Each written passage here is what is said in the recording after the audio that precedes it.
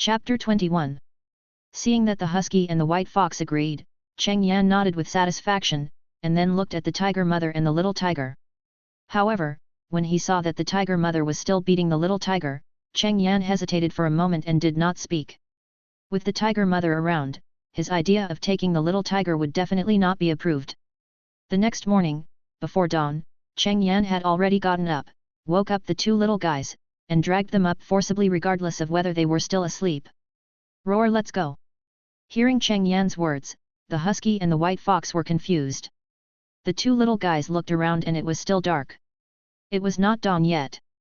Although the two little guys could not say that they could not see the environment clearly, they were still speechless about not sleeping and going out in this situation. At this time, the tiger mother and the little tiger were also awakened by Cheng Yan's low roar. When they found that Cheng Yan was leaving, especially taking two little friends with him, the little tiger was anxious. He called Cheng Yan several times. Cheng Yan ignored the cub's cries and turned around to take the two little guys away. The little tiger wanted to catch up, but was pressed down by the tiger mother's paw. The little tiger, unable to struggle free from the tiger's paw, could only whine. The husky and the white fox turned their heads to look at the little tiger. Although they were reluctant, they knew that it was time to say goodbye to the little tiger. As for whether they would meet again in the future, it depends on fate. If the husky and the white fox had not died in this dangerous mountain range, it would still be possible. The snow leopard on the tree watched everything that was happening with interest. Even though it had lived in this mountain forest for such a long time, it was the first time it saw a dog and a fox become friends with a tiger. After walking a distance, the cub's cries could no longer be heard. Cheng Yan looked at the two little guys. At this time, the husky and the white fox looked unhappy and depressed. Although the husky is an adult, it is not too big. In front of Cheng Yan, who is the size of an adult Siberian tiger, it can only be regarded as a small guy. Seeing the two little guys like this, Cheng Yan thought about it and took out a large piece of meat from the system space. "Roar, eat! If you are in a bad mood, eat. After you are full, your mood will naturally be better." Facing such a large piece of meat, the eyes of the husky and the white fox instantly lit up after seeing it. Although they were not very hungry under the leadership of the husky and the breath of the little tiger, they were not very full. On weekdays, they would catch a rabbit or a mouse to eat, which would just fill their stomachs. It was still very difficult to get full. Although the little tiger was only a few months old, its appetite was not small. The husky and the white fox were relatively better. They did not eat too much, but 1 or 2 kilograms of meat a day was completely fine. Looking at the husky and the white fox eating meat, Cheng Yan nodded. He would not think about eating. After looking at them, Cheng Yan started eating. After eating, Cheng Yan took out another bucket of water.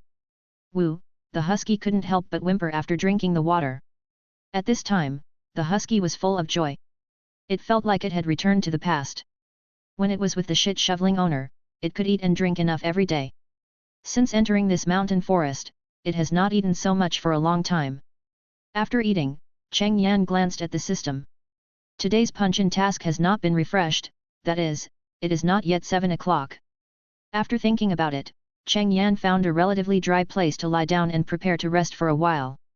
The two little guys, the husky and the white fox, did not want to rest at this time. They had just eaten and were in an excited state. The two little guys began to play and fight. Cheng Yan watched the two little guys fighting on the side and felt that his choice to bring these two was correct.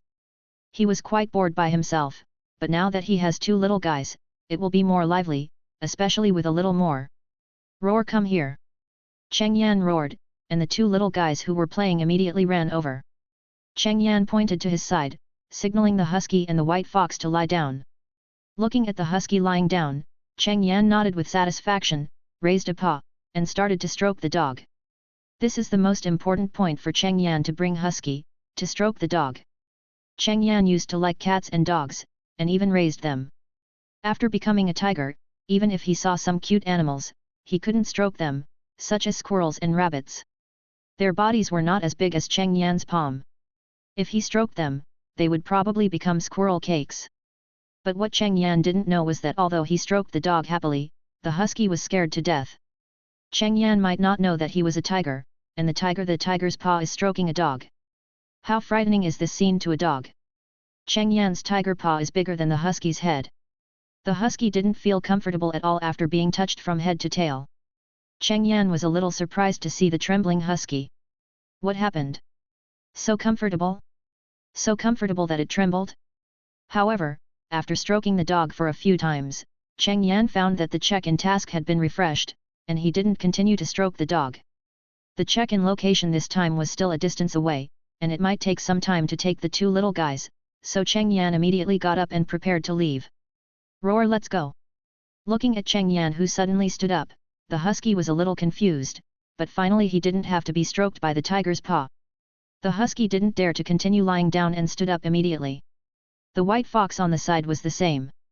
Cheng Yan took the two little guys to the check-in location. It was already light in the sky. The husky and the white fox followed Cheng Yan in the forest, feeling that they had learned a lot. It was the first time for them to walk in the forest so openly. In the past, they had to be careful when walking in the forest in broad daylight, and never dared to make too much noise. Even so, they had to look around from time to time to see if they were spotted by predators. But this time, they walked in the forest in a swagger. Other animals they met could not even run away from them, let alone target them. They were afraid that they would be eaten by the big tiger if they ran a step slower. In this way, they walked in the forest for several hours. Occasionally, Cheng Yan had to stop and rest. It was not Cheng Yan who needed to rest, but the husky and the white fox. It was not until the afternoon that Cheng Yan came to the place to check in. There was nothing special about the place to check in this time. It was in a forest. Now Cheng Yan and his friends were also in a forest. There was no difference. Arriving in the woods, Cheng Yan started to punch in, but what surprised Cheng Yan was that this time the punch-in time was quite long, 20 minutes, which was probably another good reward. Chapter 22. Constitution +1, Strength +1. After waiting for 20 minutes, Cheng Yan successfully punched in, and was rewarded with double attributes +1. Cheng Yan was very satisfied with this reward. After the punch-in, it was still a long time before dark. Cheng Yan didn't know where to go for a while, especially now with two little guys, sometimes he needed to be cautious. After all, there are places he can go, but these two little guys may not be able to go. Even with his protection, they may not be completely safe. This is deep in the Daxing Mountains. Some places, even if Cheng Yan goes there, there will be danger. Cheng Yan has encountered a forest that looks normal before. It is full of dangers. All poisonous snakes gather inside. If he hadn't run fast, he might have stayed there. Even so, he was bitten by a poisonous snake. Fortunately, his constitution had been increased many times at that time. After 2 days of corpse, the poison was metabolized by him. This is because Cheng Yan has a system space with enough meat and water, which allows him to lie down peacefully without being hungry. If it were any other tiger, he would die. Even Cheng Yan lay down for 2 days without checking in. Now with two little guys, if he accidentally enters a similar place, he may be able to escape, but these two little guys can't. Even if he takes them away, after being poisoned, the two little guys may not be able to withstand the power of the poison. Even if the snakes are hibernating now, there are other poisonous and dangerous places besides snakes. Cheng Yan thought for a while and decided to take the two little guys for a walk nearby. He looked around and there shouldn't be any too dangerous places. Walking in the mountains and forests with the two little guys, Cheng Yan felt quite comfortable. The feeling was different when he was walking alone before and now with two little guys. Goo goo. Hey? Cheng Yan stopped and pricked up his ears to listen. Cheng Yan was not unfamiliar with this sound. He had heard it several times before. It was the sound of wild boars digging the soil for food. With a hint of curiosity, Cheng Yan and the two little guys slowly moved towards the location of the sound made by the wild boar. But not far away, Cheng Yan smelled a fragrance. This wild boar must have found something good. With a hint of excitement, Cheng Yan quickly accelerated and hurried over. If it was old wild ginseng or something, he would definitely grab it. After all, he had eaten wild ginseng with a fragrance, and it tasted great. But when Cheng Yan got closer, he slowly stopped. Cheng Yan stared at the big guy in front of him in amazement. A huge black wild boar was digging the soil on the ground, as if digging something. This wild boar was too big. Even Cheng Yan's body size couldn't compare to it, and even the big white wild boar he had seen before was not as big as this one. Cheng Yan guessed that this wild boar weighed at least 1,000 pounds. Looking at this huge wild boar, Cheng Yan doubted whether he could beat it. Although Cheng Yan was a tiger, the fighting power of wild boars was not weak, and this wild boar was too huge, and Cheng Yan's size was completely incomparable. Although Cheng Yan's strength was much stronger than other tigers due to the system, he might not be able to beat this wild boar. Cheng Yan guessed that if he slapped it, this wild boar might not be knocked down. On the contrary, if he was pushed by this wild boar, he might be pushed away. This is the difference in size. At this time, the husky and the white fox also rushed over. They were also shocked when they saw the huge wild boar in front of them. The noise made by the two little guys coming over was discovered by the wild boar. The giant wild boar stopped pushing the soil and looked at the place where the noise was made with its huge pig head. The scene of a white tiger with a little white fox and a dog made the giant wild boar stunned. What surprised Cheng Yan was that the giant wild boar did not attack. After seeing them, the giant wild boar was stunned for a moment, then lowered its head and dug the soil again, as if looking for something. In the wild, be careful when you see a wild boar, because after seeing you, the wild boar will either be scared away or rush over to attack you directly, and it is rare that it will remain indifferent. Especially if the wild boar thinks you are a threat to it, it may directly attack you. Once the wild boar is aggressive, it will dare to attack even brown bears and tigers. Although this giant wild boar has a great advantage in size, Cheng Yan is a tiger after all. Generally speaking, it is impossible for a wild boar to remain indifferent after seeing Cheng Yan. Cheng Yan sniffed, and the fragrance came from the soil dug by the wild boar. It seemed that it was what the giant wild boar was looking for. After hesitating for a moment, Cheng Yan still couldn't resist the temptation of the fragrance and walked over slowly. "What did you find?" Cheng Yan let out a low roar and asked the giant wild boar in front of him. The giant wild boar that was digging the soil was stunned, raised its head and looked at the white tiger not far from it. "Mountain King." "Hey?" Cheng Yan looked at the giant wild boar in surprise. "You also know about the Mountain King?" "Hehe, I am the king of my kind, of course I know the existence of the Mountain King, but the Mountain King has disappeared for many years. I didn't expect that there would be a Mountain King now." "Wild Boar King? No wonder it's so big." Cheng Yan finally understood why the giant wild boar in front of him was so big.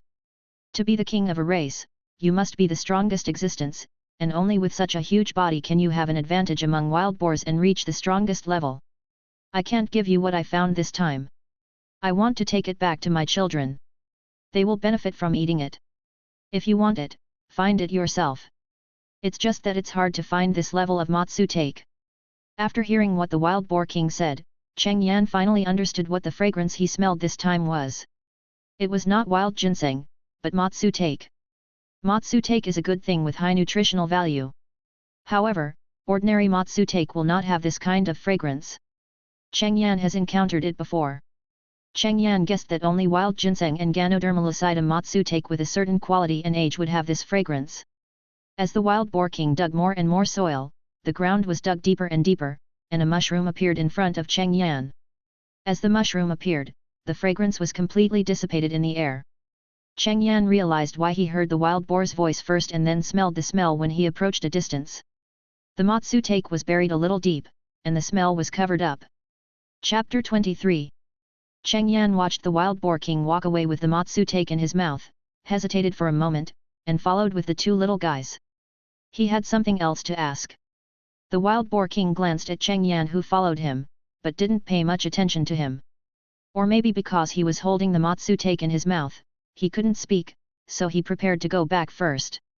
Cheng Yan followed the wild boar king with the two little guys for about an hour and came to a small hill. The hill was bare and had very sparse vegetation. There was a large cave under the hill. Cheng Yan guessed that this should be the wild boar king's nest. As soon as the wild boar king came here, there was movement in the cave, and a wild boar that was smaller than the wild boar king came out. Cheng Yan was stunned. This wild boar looked very similar to the wild boar king, but this one didn't have a pair of huge fangs like the wild boar king.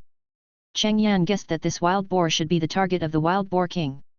After all, wild boars of this size without fangs are generally female wild boars, and the wild boar king is obviously a male. Behind this female wild boar are three small wild boars. When the wild boar king saw this female wild boar and the three little wild boars, he put down the Matsu take in his mouth. The fragrance of Matsu take obviously attracted the attention of the three little wild boars. The three little wild boars who were playing immediately looked at the Matsu take. The three little guys immediately rushed to the Matsu take, but unfortunately there was only one Matsu take, and it was not big, and there were 3 little wild boars. It was obviously not enough to share such a small amount of Matsu take. The 3 little wild boars immediately started to fight for it, and even started to attack each other. This Matsu take was obviously a good thing. Even though they were very small, they instinctively knew that it was very good for them and they had to eat it. The female wild boar stared at Cheng Yan, obviously wary of him, afraid that he would attack her child. However, when the wild boar king saw that Cheng Yan was not watching, he turned his attention to the 3 little wild boars.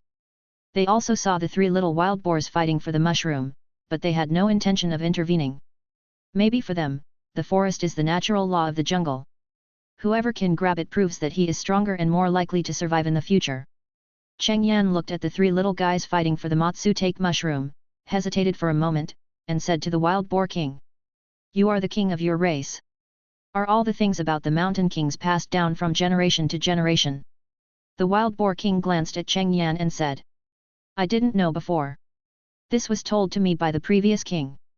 After I defeated it, it told me everything about the mountain king. As for the previous ones, I don't know." Then the wild boar king told its story.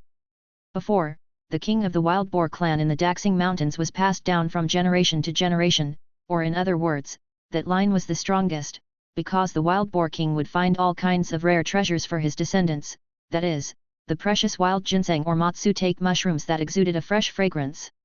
The wild boar king's genes were originally strong, and he had eaten these things since he was a child, so he naturally grew stronger and more powerful than other wild boars.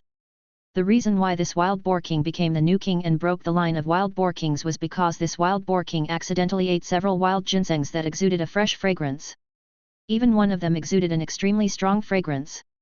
After eating this extremely strong wild ginseng, this wild boar king grew to this level. This wild boar king defeated other wild boars of this generation, and even challenged the previous wild boar king and won, completely becoming the new wild boar king. After the failure, the previous wild boar king told it some information about the mountain kings, and some other information, such as in the Daxing Mountains, in addition to the wild boar king, there are other kings. They are all kings of different races, and the mountain kings can communicate with them. In normal natural survival, the kings will not care about them, nor will they pay too much attention to the existence of the mountain kings.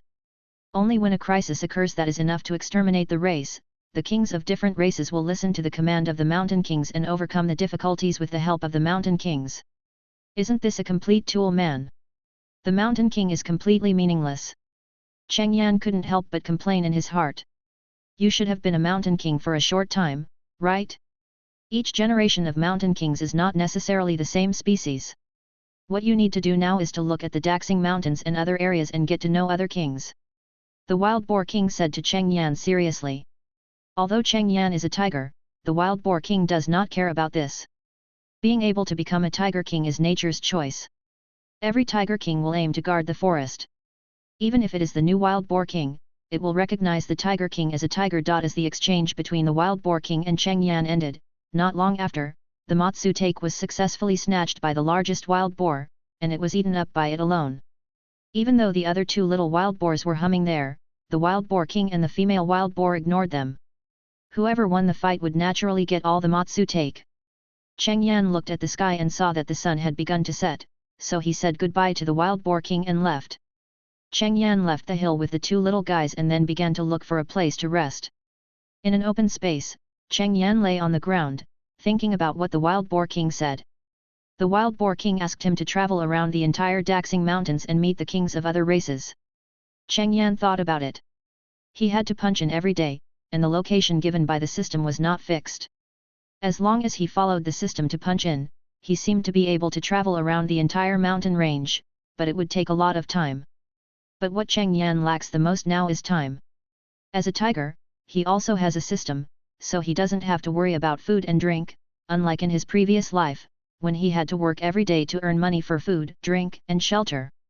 Now, all the time is free for him, and he just needs to follow the system. While thinking, Cheng Yan fell asleep unconsciously, and the white fox and the husky also slept beside him. With Cheng Yan, a big tiger, there were no other predators who dared to come and provoke them even at night. Early the next morning, Cheng Yan got up, stretched out his paws, raised his butt high, stretched his waist and yawned, and then started his daily morning meal time. Taking out a large piece of meat and a bucket of water, Cheng Yan began to eat it in big mouthfuls. Soon, the husky and the white fox, who were originally sleeping, were also lured by the smell of the meat and woke up. The husky hurriedly shook its tail and looked at Cheng Yan eagerly, and the white fox also looked at Cheng Yan pitifully. Cheng Yan couldn't help but reveal a smile on his tiger face. He took out another piece of meat from the system space and threw it to the husky and the white fox. Chapter 24. After Cheng Yan had eaten and drunk enough, he started his daily stroll, but today Cheng Yan found that he felt a little itchy. Could it be that he had fleas? Can fleas still survive in this season?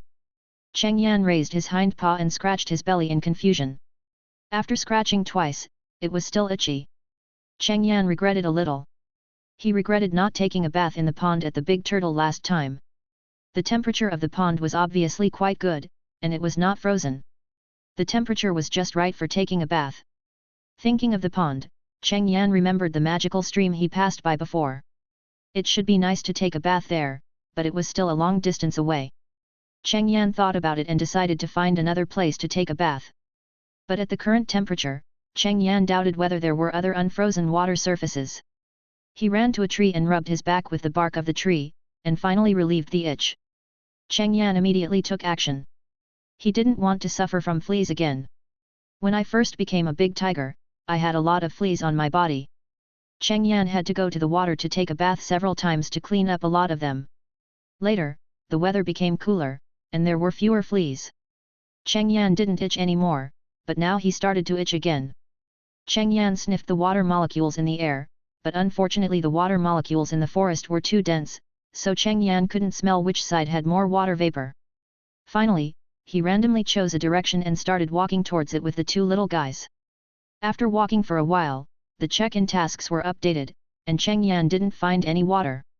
He took a look at the check-in location, which was about 5 kilometers away from Cheng Yan's current location. After thinking about it, Cheng Yan decided to check in first and then find a place with water to take a bath. He changed direction with the two little guys and started walking towards the check-in location. But as he walked, Cheng Yan felt something was wrong. Cheng Yan could clearly feel the temperature rising, and even the snow left by the previous snowfall was gone. At the same time, the trees around were denser and larger. Cheng Yan even saw a few snakes that should have been hibernating. They were hanging on the trees, as if waiting for the arrival of prey. Cheng Yan glanced at the check-in map, and the check-in location was still 1 kilometer away. After looking around, Cheng Yan decided to go to the check-in location to take a look. This was obviously not an ordinary place. Maybe it was a place like the Big Turtle or the stream. Cheng Yan didn't want to miss this kind of place. After all, there might be some natural treasures. It's not impossible to have some 1,000-year-old or even 10,000-year-old wild ginseng. Oh! As he was walking, a roar came. This roar was obviously not far ahead, and Cheng Yan also knew that this sound was the sound of a leopard. The husky and the white fox were startled by the roar. Although they knew that the leopard could not hurt them next to the tiger, the suppression of blood still frightened them. Cheng Yan did not stop and continued to move forward. At the same time, he turned back and signaled the two little guys to follow. It was just a leopard, which was not a threat to him. Roar! Just after walking 2 steps, Cheng Yan heard another roar. The roar of this voice was more deterrent than the previous leopard's roar. This is the sound of a bear. Cheng Yan quickened his pace. The two sounds were almost issued at the same time. It was obvious that the two were fighting. And the thing that can make the leopard not afraid of the bear and fight the bear hard must be something of the best. The husky and the white fox hurriedly followed. It was too dangerous around here. If the two little guys were not protected by Cheng Yan, they would definitely be just a dish. They might be hunted by those powerful predators at any time. After running 2 steps quickly, Cheng Yan saw the figures of a bear and a leopard appearing in an open space. However, this bear was a brown bear, and its body was very large, much larger than the black bear brother Cheng Yan had captured before. The leopards next to it were snow leopards, and there were 5 of them, so it was no wonder that they could fight against this brown bear. 5 snow leopards, united together, still had some strength. Now the two sides have not started to attack, but are just confronting each other. Although the snow leopard can only run away when facing a brown bear alone, with 5 of them together, the brown bear does not dare to act rashly. The same is true for snow leopards. The brown bear is too big, so they dare not attack it easily. Next to them, under a tree, a large Ganodermalocytum is emitting a fresh fragrance. This Ganodermalocytum is larger than the one Cheng Yan ate before. At that time, that Ganodermalocytum was more than a few decades old. Cheng Yan guessed that this Ganodermalocytum may be hundreds of years old. And not all old Ganodermalocytum can emitting a fresh fragrance. Cheng Yan had also found several Ganodermalocytum, some of which looked quite large and were estimated to be several decades old, but they did not emit a fresh fragrance like the one Cheng Yan had gotten from the mountain runner before. Cheng Yan estimated that it might be some special Ganodermalocytum and wild ginseng that would have such a fresh fragrance. The one in front of him had that fresh fragrance, but the smell was not strong, and since it was Ganodermalocytum, Cheng Yan was not very interested. After taking a look at the brown bears and snow leopards, Cheng Yan shook his tail and took the two little guys through them. The check-in location had not yet been reached. The brown bears and snow leopards looked at the white tiger in front of them vigilantly. Although they were a little confused as to why the white tiger was carrying a dog and a fox, they did not care about that. What they cared about was whether the white tiger would snatch the Ganodermalocytum. It was not until Cheng Yan walked away that the brown bears and snow leopards relaxed and then began to confront each other again. Cheng Yan left the place where the brown bear and the snow leopard were confronting each other, and moved forward for more than 100 meters. Suddenly, Cheng Yan smelled a fragrance. And the fragrance was very strong, and it was somewhat different from the smell of the Ganodermalocytum. Cheng Yan hurriedly followed the smell and tracked it. In an open space, Cheng Yan saw the grass and red fruits of wild ginseng, which made Cheng Yan a little excited. It has been a long time since I have eaten this kind of wild ginseng, and Cheng Yan can't forget the taste. However, there are other animals here. A king cobra that is 5 meters long and as thick as an adult's arm is not far away from the wild ginseng. Cheng Yan didn't notice it at first glance, but he took 2 steps back and noticed that the snake moved. Cheng Yan was scared out of his wits. Such a thick king cobra, Cheng Yan didn't want to be hit by it. If it was hit, the venom would probably knock Cheng Yan over. Cheng Yan looked at the king cobra in front of him with vigilance and couldn't help but take 2 steps back. This guy is too dangerous. At the same time, he was a little curious about where this place is. Not only is the temperature higher than other places, but he also encountered good things that exuded a fresh fragrance, and there were also various dangerous animals. Chapter 25. The thick and long king cobra raised its head and looked at the white tiger in front of it, making a hissing sound, warning the big cat not to get close. Cheng Yan looked at the wild ginseng with regret, which exuded a fresh fragrance. He wanted to eat it, but this snake was too dangerous. Being bitten was no joke. Even with his current physique, he might not be able to withstand the venom of this snake, and he might die directly at that time. Even if he opened his mouth to communicate, it is estimated that this king cobra would be like the wild boar king and would not give in. After all, this wild ginseng with a fresh fragrance must be a good thing, although Cheng Yan has only eaten it twice. He hasn't felt it specifically yet, but from the fight between the wild boar king and the brown bear and snow leopard in front, it can be seen that this thing must be good for them. Finally, after taking a look at the red fruit of the wild ginseng, Cheng Yan took the 2 little guys away from here, bypassed the big snake, and walked past it. He didn't forget that he came here to check in. Not far from here, Cheng Yan smelled the fragrance again. Cheng Yan followed the smell and looked over. About 20 meters away, there was another Ganodermalocytum with a fragrance growing on the tree. There were several lynxes guarding under the tree, but Cheng Yan was not interested in this Ganodermalocytum. The fragrance was not as strong as the one that the brown bear and the snow leopard had just fought for, and it was also Ganodermalocytum. Cheng Yan was not interested at all. The only thing that made Cheng Yan more curious was where this place was. There were too many rare treasures emitting fragrance here. These Ganodermalocytum and wild ginseng must be more than a few decades old. And they can still emit this kind of fragrance, which is much more precious than other Ganodermalocytum and wild ginseng that are decades old. Before, Cheng Yan searched all over the mountain, and there might not be one in a few kilometers. But here, there were 3 in just a few hundred meters, but it seemed that they were all guarded by beasts. After Cheng Yan came over, the 5 lynxes stared at Cheng Yan like cats, with their fur standing up, their backs arched, their ears stretched into airplane shapes, and growled. Cheng Yan found this scene very interesting. The 5 big cats were so furry that he wanted to touch them, but the lynxes were so nervous that if he went over, they might fight with him. After thinking about it, Cheng Yan let it go. He just glanced at them and continued to walk to the check-in place. The two little guys, the husky and the white fox, looked at the lynx nervously. To them, the lynx was their biggest enemy. Because the animals that lynxes usually hunt are about the same size as them, the husky was almost caught and eaten by a lynx before. If there was no tiger roar at that time, which scared the lynx away, the husky would have become lynx poop. After Cheng Yan and the two little guys left, the 5 lynxes slowly relaxed. The 5 big cats stared at the Ganoderma on the tree as if they had seen catnip. The fragrance made them unable to stop. After moving forward for a while, there was nothing else on the way. Not only were there no wild ginseng or Ganoderma that exuded fragrance, but there were no animals. Even the temperature rose a little, and it was almost the temperature of spring. Cheng Yan looked at the big stone in front of him and was a little confused. His check-in location this time was on this stone, but the stone was empty around it, and it was very high and big. How could he climb up? After thinking about it, Cheng Yan asked the two little guys to wait for him beside him. He stepped back a distance and then accelerated. For short distance running, the speed of the tiger is very fast. When it was still 3 or 4 meters away from the stone, Cheng Yan kicked his hind legs. With the tiger pounce, Cheng Yan instantly swept across a distance of 3 or 4 meters and pounced on the stone 2/3 of the way. Cheng Yan climbed on the stone, struggled for a while, and kicked the stone under his feet with his hind legs. It took a lot of effort to climb up. After climbing up the stone, Cheng Yan felt that there seemed to be something wrong with this stone. The temperature of this stone seemed to be quite high.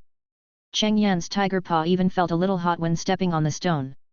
But fortunately, the temperature was only a little high. Cheng Yan could still bear it, and he didn't care about studying the problem of this stone. Cheng Yan immediately started to punch in. What Cheng Yan didn't expect was that the punch in time this time was actually an hour. With such a long punch in time, Cheng Yan couldn't help but start to imagine what the reward would be this time. The 1 hour clocking in time before gave him the ability of the language of all things. Cheng Yan has already figured out the ability of the language of all things, which is equivalent to him changing from an ordinary tiger to a tiger. As for whether he chooses to take on the responsibility of the tiger, it depends entirely on Cheng Yan himself. And this time, the 1 hour clocking in time gave him the ability of the language of all things. Time card, Cheng Yan probably can't be much weaker than the ability of the language of all things. After leaning a little, Cheng Yan felt that his feet seemed to be getting hotter and hotter, and he couldn't help but lift his 2 feet, one in front and one behind, one on the left and one on the right. If someone saw Cheng Yan at this time, they would definitely be amused by Cheng Yan's appearance. A big white tiger seemed to be standing on a big stone in a golden rooster-like posture. When Cheng Yan's 2 feet were tired, he would switch to the other 2 feet. After finally enduring an hour of clocking in, Cheng Yan immediately jumped off the stone. Cheng Yan immediately opened the system and checked the reward this time. He was looking forward to this reward for an hour of clocking in. Just seeing this reward, Cheng Yan couldn't help but stay for a while, turned his head to look at the big stone, and then looked at the system space, a little bit unbelievable. At this time, there was also a stone in Cheng Yan's system space, but Cheng Yan seemed to be very familiar with this stone. Isn't this the stone where he just clocked in? Cheng Yan looked at it 2 or 3 times, and then he was sure that the reward for punching in this time was really a stone. System, come out, why is the reward for 1 hour a stone? Cheng Yan yelled at the system in his mind, but this punching system has never appeared before, and it has only updated the punching task. This time, Cheng Yan's yelling did not receive any response. Cheng Yan yelled twice, and when he saw that the system really did not respond, he gave up. After calming down, Cheng Yan remembered that he could check the details of the system reward. He hurried to check it out, and it was amazing, which scared Cheng Yan. This stone is not a broken stone, it is a treasure. This stone is called Yongchun stone. As long as this stone exists, the surrounding area will be like spring all year round. No matter what season it is in other places, it is spring here. It can also accelerate the growth of plants and make these plants grow better than plants in other places. Chapter 26. Cheng Yan looked at the stones in the system space and felt a little worried. The rewards for this time's clock and sign-in were really good, and the things were very, very good. But it seemed that it was just like that for him. This Yongchun stone was too big. After he took it out, it was too conspicuous. The only advantage was that it was just a stone. Such a large stone would not be easily moved by ordinary animals or people. In addition, this Yongchun stone must be placed in one place for a long time. When it was first released, only the environment around the stone would be changed. As time passed, the range would expand. Like this Yongchun stone here, it may have been here for many years, and it has changed the area of about 1 kilometer. Cheng Yan will not stay in one place now. He is going to look around. He finally became a tiger. Tigers are not like people who go to work every day. Now he is at the top of the food chain in the mountains. With the clock-in system, he doesn't have to worry about food and drink every day, and his life is very carefree. He is ready to experience all the environments he has never experienced before. For example, go to Tian Shan Mountain, Chenbai Mountain, Mount Everest, and other places he has never been to. Since he decided to look around, such a piece of Yongchun stone must be useless for the time being. Cheng Yan thought about it and decided to ignore this Yongchun stone for the time being. When it is useful, he will put it in the system space first. After deciding these, Cheng Yan looked at the Yongchun stone in the forest and walked around the stone. Cheng Yan walked around twice, and finally pressed his front paws on the slightly hot stone. Collect! This huge Yongchun stone disappeared in front of Cheng Yan in an instant. Blazing! I knew that the system space can collect other things besides the rewards given by the system, but it doesn't collect ordinary junk. This Yongchun stone is so powerful, the system space will definitely collect it. Cheng Yan looked at the extra Yongchun stone in the system space excitedly, and couldn't help but mutter in his heart. After the disappearance of the stone, a large circle of traces appeared on the ground. This is a sign that the Yongchun stone has been here for a long time, causing the ground to sink. Cheng Yan looked at the circle of depressions and fell into deep thought. If the Yongchun stone was here from the beginning, it should have been integrated with the surrounding land. But there is a depression here, which proves that the Yongchun stone appeared later. But who would put a piece of Yongchun stone here? Cheng Yan thought.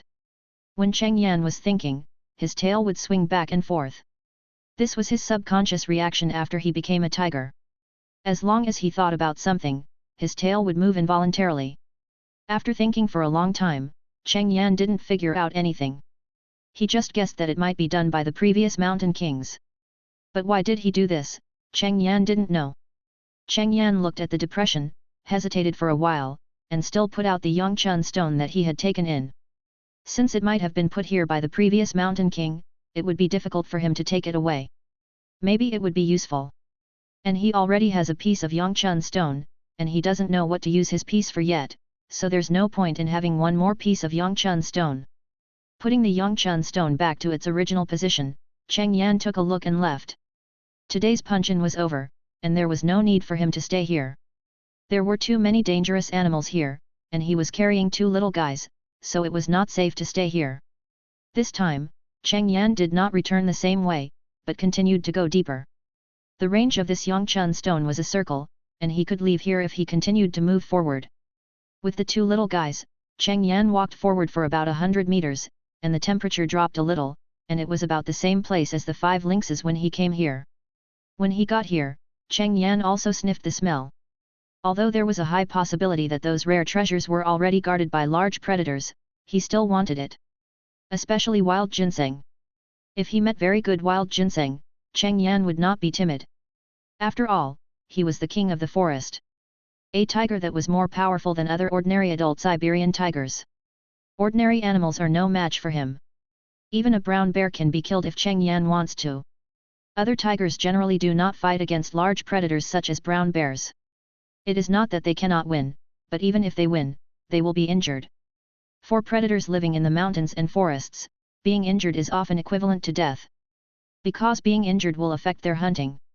If they cannot catch prey, they can only starve. The hungrier they are, the less energy they have to hunt. They cannot recover from their injuries. This is a vicious cycle. Cheng Yan does not have this concern. He has a check-in system and there is a lot of food in the system space. Even if he is injured, he can have enough food and can rest. Healing the wounds of the heart. And he gained a lot of points to increase strength and physique, which is much stronger than ordinary Siberian tigers. He may not even be injured to deal with predators of the level of brown bears. However, facing poisonous things, Cheng Yan still has to be cautious. After all, he doesn't know whether his current physique can resist the opponent's poison. Cheng Yan sniffed for a long time before he smelled a little bit of fragrance. This fragrance is very light. If you don't smell it carefully, plus Cheng Yan's sense of smell has improved a lot, you can't find it at all. Following the smell, Cheng Yan slowly searched and unexpectedly found that the fragrance came from the soil, and after getting closer, the fragrance was obviously a little stronger, although not very strong. It can't be Matsu take. Cheng Yan thought a little excitedly. The Matsu take that the wild boar king dug before was not allowed to Cheng Yan to eat. Cheng Yan had long wanted to taste it. Now if it is really Matsu take, then he can try Matsu take, a mountain delicacy. Cheng Yan started digging the soil with his two claws at the place with the strongest smell. At the same time, Cheng Yan did not forget to ask the husky and the white fox to help. After all, Cheng Yan's tiger claws are not suitable for digging, and the efficiency is very low. It is also a good thing to have two more helpers. With the help of the husky and the white fox, Cheng Yan soon dug a large hole. About 30 centimeters underground, a mushroom-like thing appeared in front of Cheng Yan and other beasts. This is indeed a Matsu take, but it has not been unearthed yet, or because of some adventures, these treasures have hidden themselves. This Matsu take is hidden under the soil, and no one knows how it survives. With the appearance of this Matsu take, the fragrance instantly spread out. Cheng Yan sniffed it and found that although the fragrance was not as strong as the one found by the wild boar king, it was not bad. It is comparable to the Ganoderma lucidum I met before. This is a Matsu take, and the fragrance is good. Cheng Yan is quite interested in this Matsu take. Roar! Just as the fragrance spread out, suddenly a roar was heard, and a brown bear appeared not far away. It also smelled the scent, and was not afraid of Cheng Yan's presence at all, and ran over directly. Chapter 27. Cheng Yan tilted his head to look at the brown bear running towards him, his eyes narrowed, his face full of murderous intent. He was a big tiger after all, and this brown bear actually dared to rush over so arrogantly, it really didn't take him seriously. Roar! Cheng Yan also roared, and then rushed towards the brown bear in one step. Although the brown bear was not small in size, much larger than Cheng Yan was not afraid, as the tiger's combat power in all aspects was not weaker than that of the brown bear. Not to mention Cheng Yan, he was more than one level stronger than other Siberian tigers. In a one-on-one fight, Cheng Yan would not be afraid of these large carnivores. When the brown bear and Cheng Yan were about to get close, Cheng Yan pounced and instantly passed a distance of several meters, and at the same time, he slapped the brown bear's head with his right palm. The brown bear's reaction speed was not slow either. It stood up on its hind legs and slapped Cheng Yan with its front paws. Because the brown bear stood up, Cheng Yan's palm failed to hit the brown bear's head, but only hit its chest, and he was also slapped by the brown bear. The brown bear and Cheng Yan were both knocked back a few meters in an instant, but Cheng Yan just shook his head and got up after falling to the ground. He only felt a little pain on his back after being hit by the palm, and nothing else happened. But the brown bear was different. It was knocked back a few meters by Cheng Yan's palm, and struggled twice before barely getting up. If the brown bear was not thick-skinned, it might not be able to get up after this palm. The brown bear was obviously a little confused after being slapped. It didn't expect that it would become like this after being slapped by a tiger. At this time, the brown bear looked at Cheng Yan with a look of fear. Cheng Yan was a tiger. If a tiger was hungry and could beat a brown bear, it would definitely not mind using a brown bear as food for a few days. Roar, get out! Cheng Yan roared.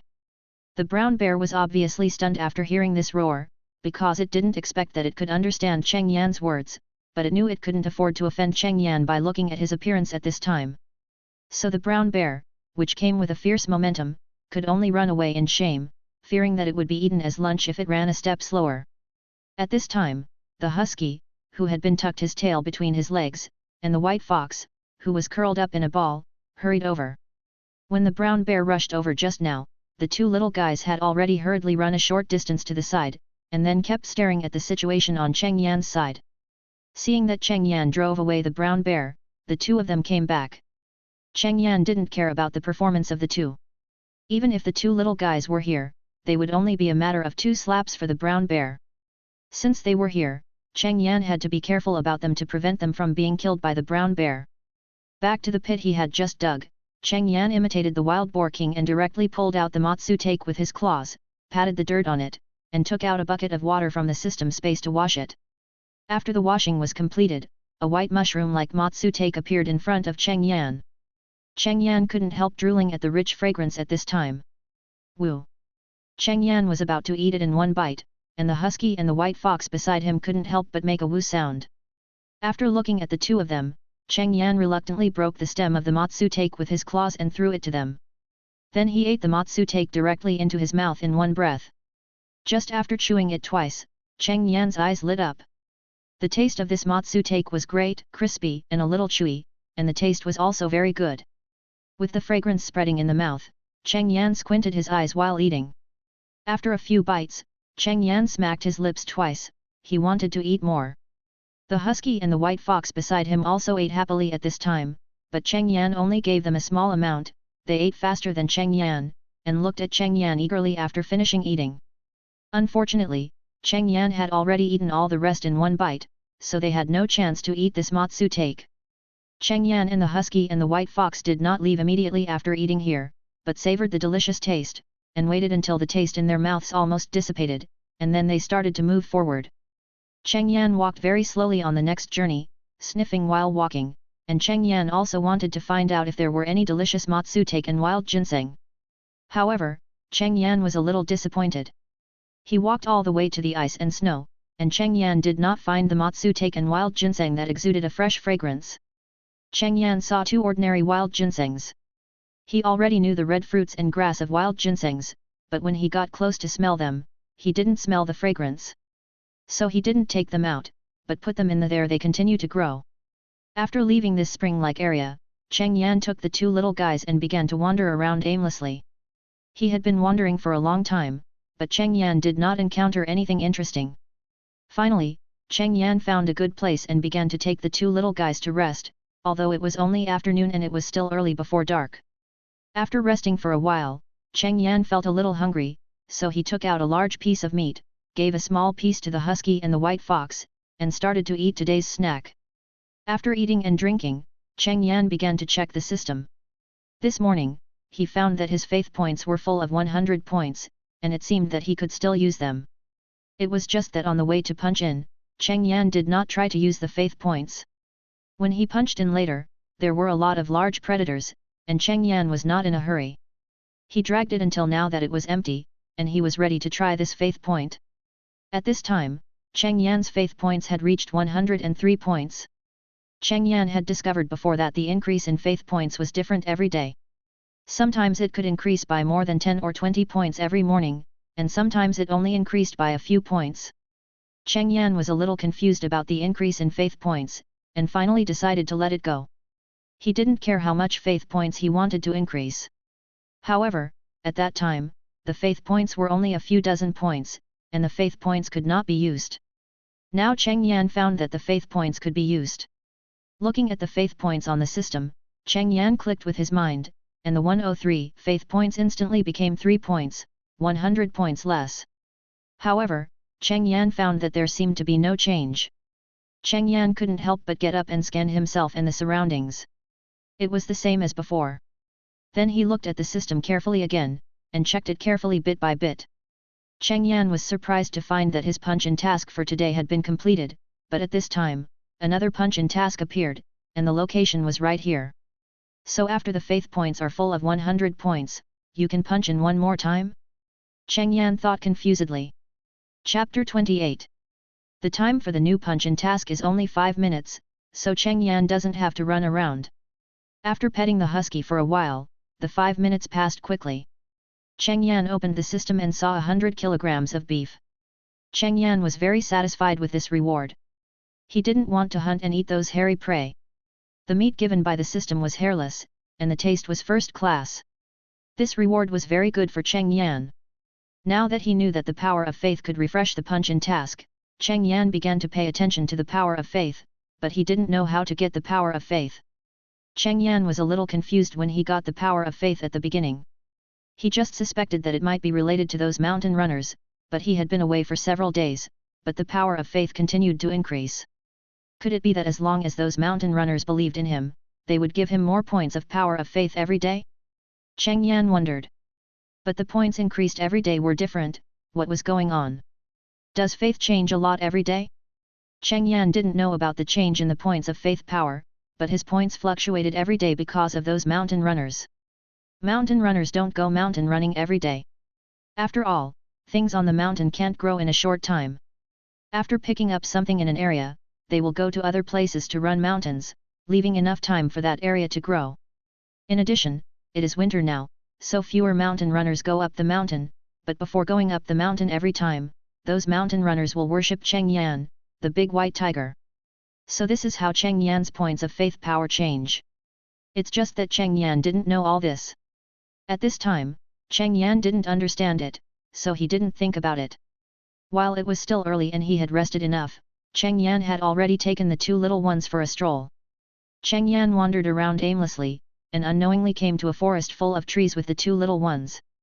The reason why it is called all trees is that the trees in other places are not as dense as here. In other places, there may be a tree every few meters or even 10 meters, but here there is a tree every 2 or 3 meters, which is very many. And each tree is thick and strong. Cheng Yan doesn't know how they grow so well. Cheng Yan scanned these trees, and then unexpectedly found that many of the trees here have a tree hole about 1 or 2 meters away. Cheng Yan was a little curious about what was in the tree hole. So Cheng Yan carefully looked into the tree hole, and with a little light, Cheng Yan saw the situation inside the tree hole clearly. Cheng Yan was stunned after seeing it clearly. There were all some nuts and other things inside. This big tree was almost hollowed out, and the nuts filled the tree hole. Is this a squirrel's nest? Where is the squirrel? Could it be that there are too many nests and the squirrel forgot this place? Cheng Yan wondered. However, Cheng Yan thought of the nuts he had eaten when he was a human, so he wanted to eat some again, but the tree hole was too small for him. His tiger paw couldn't even get in, let alone get the nuts out. Cheng Yan glanced around and prepared to get a stick to dig out some nuts, but when his eyes swept over the white fox, he froze. The white fox couldn't help but tremble under Cheng Yan's gaze. Chirp, what's wrong? The white fox looked at Cheng Yan in confusion and couldn't help asking questions. Roar, go up and try to see if you can get into that hole and get some fruits out of it. The white fox was not big in size. Although it was already very big compared to the squirrel, at least among the three of them, the white fox was the smallest one, and the white fox's claws were also quite long and flexible, so it should be no problem to take some nuts out of the tree hole. After listening to Cheng Yan's words, the white fox looked at the tree hole, and then came to the entrance of the tree hole in a few steps. The tree hole was still a little small, and the white fox's body could not fit in completely, but it was no problem for its claws to get in. The tree hole was too full of nuts, and the white fox easily took out a lot of them. Soon, the white fox took out all the nuts that could be reached in the tree hole and piled them on the ground. Cheng Yan looked at the pile of nuts and was very surprised. He didn't expect that there were so many nuts in the tree hole. He hadn't taken out many of them yet. He only took out the ones that the white fox could reach, and there were still many in the tree hole. Seeing that he couldn't take any more, the white fox came down. Looking at the pile of nuts on the ground, Cheng Yan grabbed one with his claws and cracked it with his sharp claws. The solid shell of the nut was easily opened, revealing the flesh inside. Cheng Yan looked at the small piece of fruit in front of him. Meat, raised his paw and stuffed the flesh into his mouth. After chewing it twice, Cheng Yan was a little depressed. The taste was really good, but there was too little flesh. Seeing Cheng Yan eat many fruits in a row, the white fox and the husky also followed Cheng Yan's example, peeling the shells of the nuts first and eating the flesh inside. But compared to Cheng Yan's ease, it was very difficult for the husky and the white fox to open the shells. It took a lot of effort to get a few fruits. Woo! The husky and the white fox ate a fruit, and their eyes lit up. The taste was also good for them. So Cheng Yan and the other three were here to peel the shells and eat nuts. Cheng Yan and the other beasts ate for more than an hour before they finished the pile of nuts on the ground. The stomachs of the husky and the white fox were bulging. The husky and the white fox lay on their backs, panting. They had eaten too much and had to lie down to rest. But they were startled just as they lay down. Many squirrels appeared on the surrounding trees. At this time, there were probably hundreds of squirrels staring at them. Woo! The husky and the white fox quickly made a sound to remind Cheng Yan, who was lying with his eyes squinting. Cheng Yan opened his eyes when he heard the sound. He had eaten the most nuts just now, and he had a meal before, so he was quite full. He was a little sleepy after eating, so Cheng Yan squinted his eyes and prepared to take a nap. After opening his eyes, Cheng Yan was also startled. Although they were just squirrels, Suddenly there were hundreds of them staring at you together, and even Cheng Yan was startled. Chirp! These squirrels chirped one after another, and I don't know what they were saying. Cheng Yan turned on the language of all things. He usually turned off this ability. He would only turn it on when he needed it, otherwise there would be too much noise and he would find it noisy. Roar! Why are you squirrels looking at us? Cheng Yan let out a low roar and asked the squirrels questions. Chapter 29. Don't be fooled by the fact that there are hundreds of squirrels here, but no matter how many there are, they are just squirrels. Facing the roar of Cheng Yan, the big tiger, they were instantly scared of the surrounding squirrels. Most of the hundreds of squirrels were scared away in an instant, and all hid back in the cave. The other squirrels that did not run away were trembling, and they did not dare to continue staring at Cheng Yan and the others. However, there was an exception. A demon squirrel that was twice as big as the other squirrels. This demon squirrel was black, and there were 2 tufts of hair on its ears. This demon squirrel stared at Cheng Yan. Squeaky tiger? Are you the current tiger? Roar! Cheng Yan was surprised. He didn't expect that a squirrel would know tigers. Although this squirrel looked quite unusual, it was just a squirrel after all. Compared with other animals he had met that knew tigers, the gap was too big, such as the big turtle that had lived for an unknown period of time, and the huge wild boar king.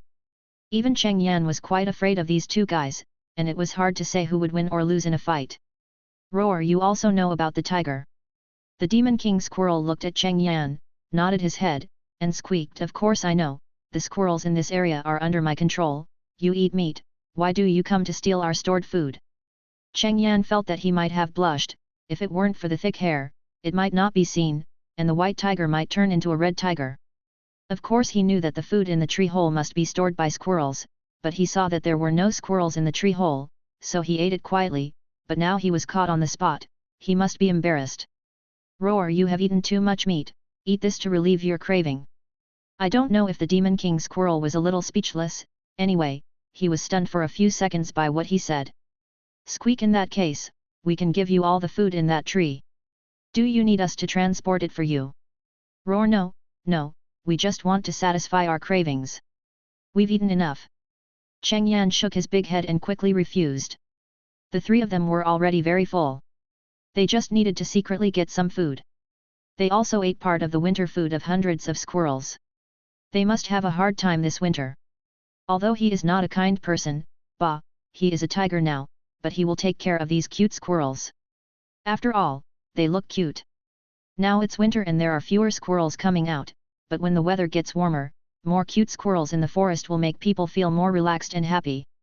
Generally speaking, as long as the cute animals in the forest don't provoke Cheng Yan will basically not take action against those animals. Previously, we practiced hunting and we hunted wild boars, and they were adult wild boars. The main reason was that adult wild boars were not very cute, but young wild boars were quite cute. All the rabbits we caught at other times were released. We're leaving first, you guys should stay in hiding for the winter. After hastily refusing, Cheng Yan took the 2 little guys and ran away. After all, they were caught stealing things, and it would not be good to stay here. After leaving the squirrel forest full of squirrels, Cheng Yan took the 2 little guys and found a sheltered place to rest and sleep. Now the sun was about to set. In this dense forest, the sky had already dimmed. Cheng Yan just lay down, and a white thing fell on his nose. Cheng Yan couldn't help looking at the thing on his nose, which instantly turned his tiger eyes into cock eyes. But it only took a second or 2 to melt. Is it snowing? Cheng Yan looked up at the sky. A lot of snow began to fall in the dark forest. The Daxing Mountains, which had been sunny for several days, began to snow heavily again. Cheng Yan glanced at the husky and the white fox, who were curled up together. They were a little cold now, although they were quite cold resistant. But in this snowy weather, it is better to hide for a while, otherwise the snow will cover their bodies, and when it melts, the cold will invade their bodies, and it will be dangerous if they get sick. Animals in the forest usually bear the disease by themselves. Those who can bear it will live, and those who can't will die. However, some animals that have lived for some time will find medicinal herbs for themselves. This is the instinct in their blood. They can increase their resistance by eating these medicinal herbs, and maybe they can survive. However, this white fox is obviously still very young, and its instinct may not allow it to find the medicinal herbs it needs. This husky is a domestic dog, and many of its abilities have deteriorated, so it may not be able to find the necessary medicinal materials. Cheng Yan is even more forget-it, he doesn't have much tiger instinct. He only looks for herbs that he knew when he was a human. He may not even know them. After all, most of the herbs he has seen are processed. He has never seen those in the wild. He didn't know wild ginseng and ganoderma before, but now he knows them after seeing more. Roar, get up, follow me to find a place to avoid the snow. I don't know if the snow and the temperature drop activated the blood in the husky. When the huddled husky opened his eyes, the blue eyes were extremely handsome.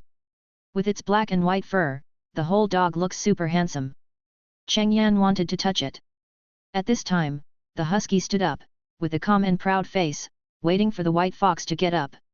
After taking a look at the two little ones, Cheng Yan took the lead and walked in front. He began to look for places with small hills. There are usually caves in those places, most of which are made by wild boars, and some are natural. As long as some caves are found, Cheng Yan doesn't need them. His current physique will not feel a bit of cold in this snowy day. Even if the snow on his body melts, he will not get sick. Now it is dark, but fortunately, Cheng Yan is a tiger, husky is a dog, and white fox is a fox. Their night vision is barely okay, especially for Cheng Yan, the vision after dark is also quite good.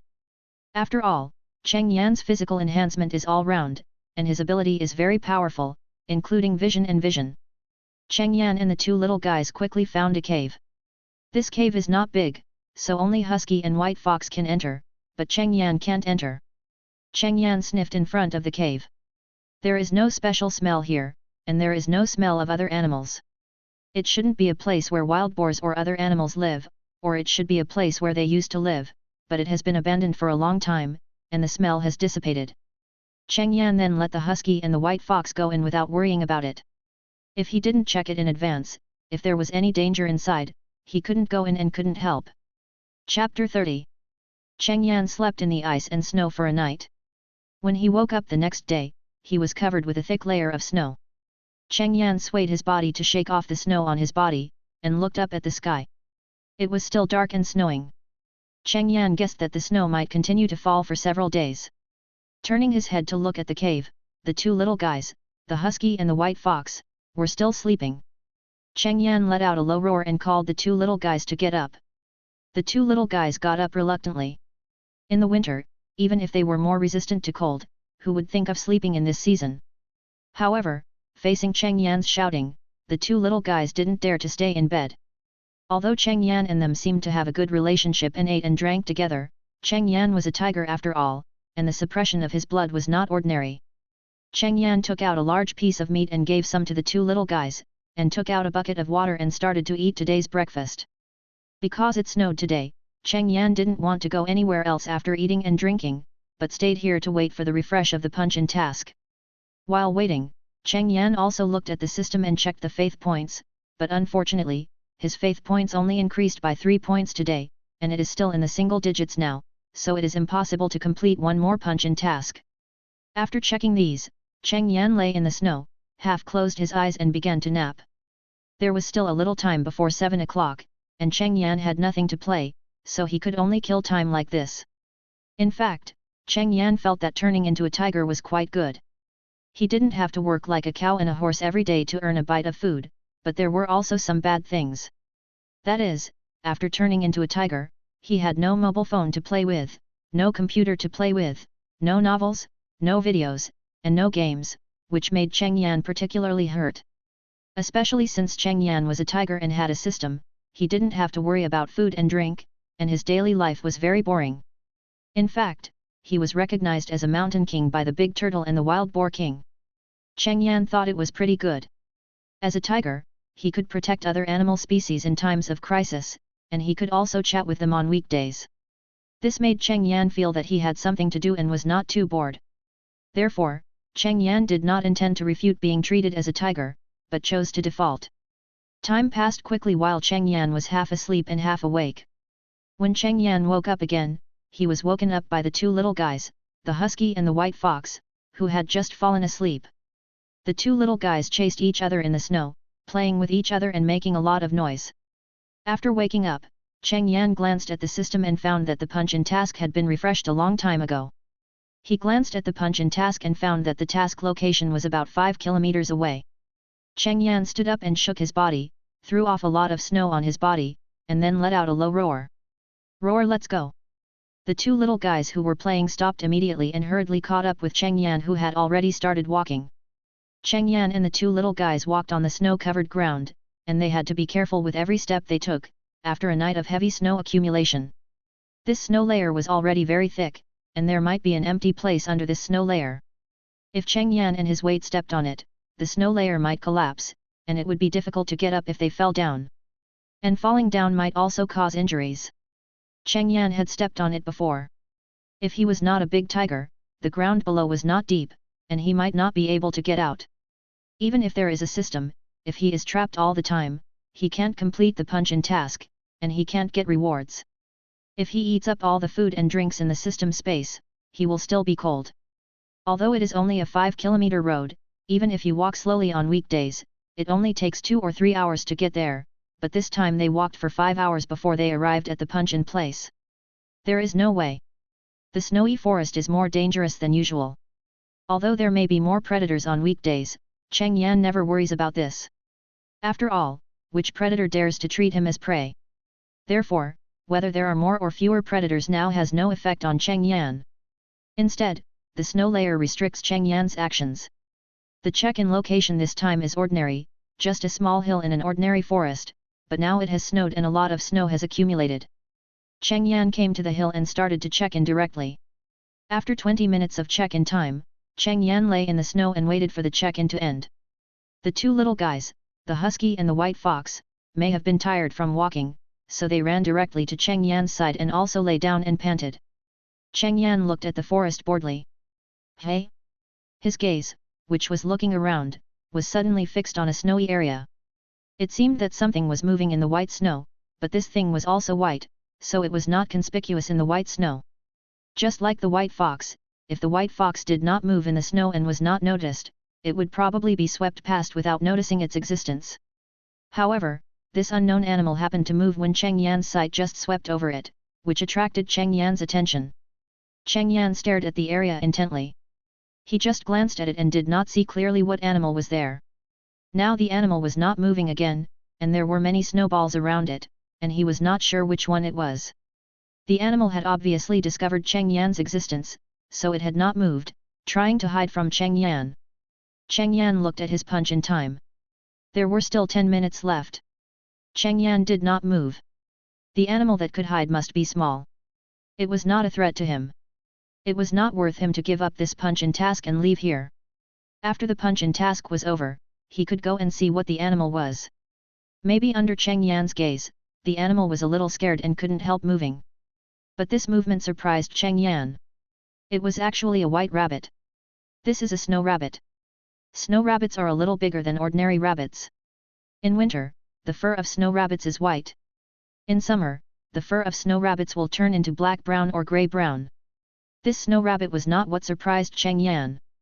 What surprised Cheng Yan was that when this snow rabbit moved, the snowballs around it also moved. The dozen snowballs around were all snow rabbits. Cheng Yan had climbed the hill from the other side before and had not passed by this side, so he had not discovered it before. Perhaps they moved a little and knew they were exposed, so the snow rabbits fled in all directions instantly. However, in just a dozen seconds, all the snow rabbits disappeared from Cheng Yan's sight. Chapter 31. Cheng Yan stared at the scene in front of him in amazement. He was distracted and all the snow rabbits disappeared. The rabbits were moving too fast. The husky and white fox lying beside Cheng Yan were also startled by the sound of more than a dozen rabbits running, but when they looked over, they only saw some white balls disappearing in their sight in an instant. The speed was too fast and they couldn't react. Staring blankly at the snow in front of him, after 2 seconds, the husky finally reacted, woof woof woof. The husky barked several times in a row. It was scared.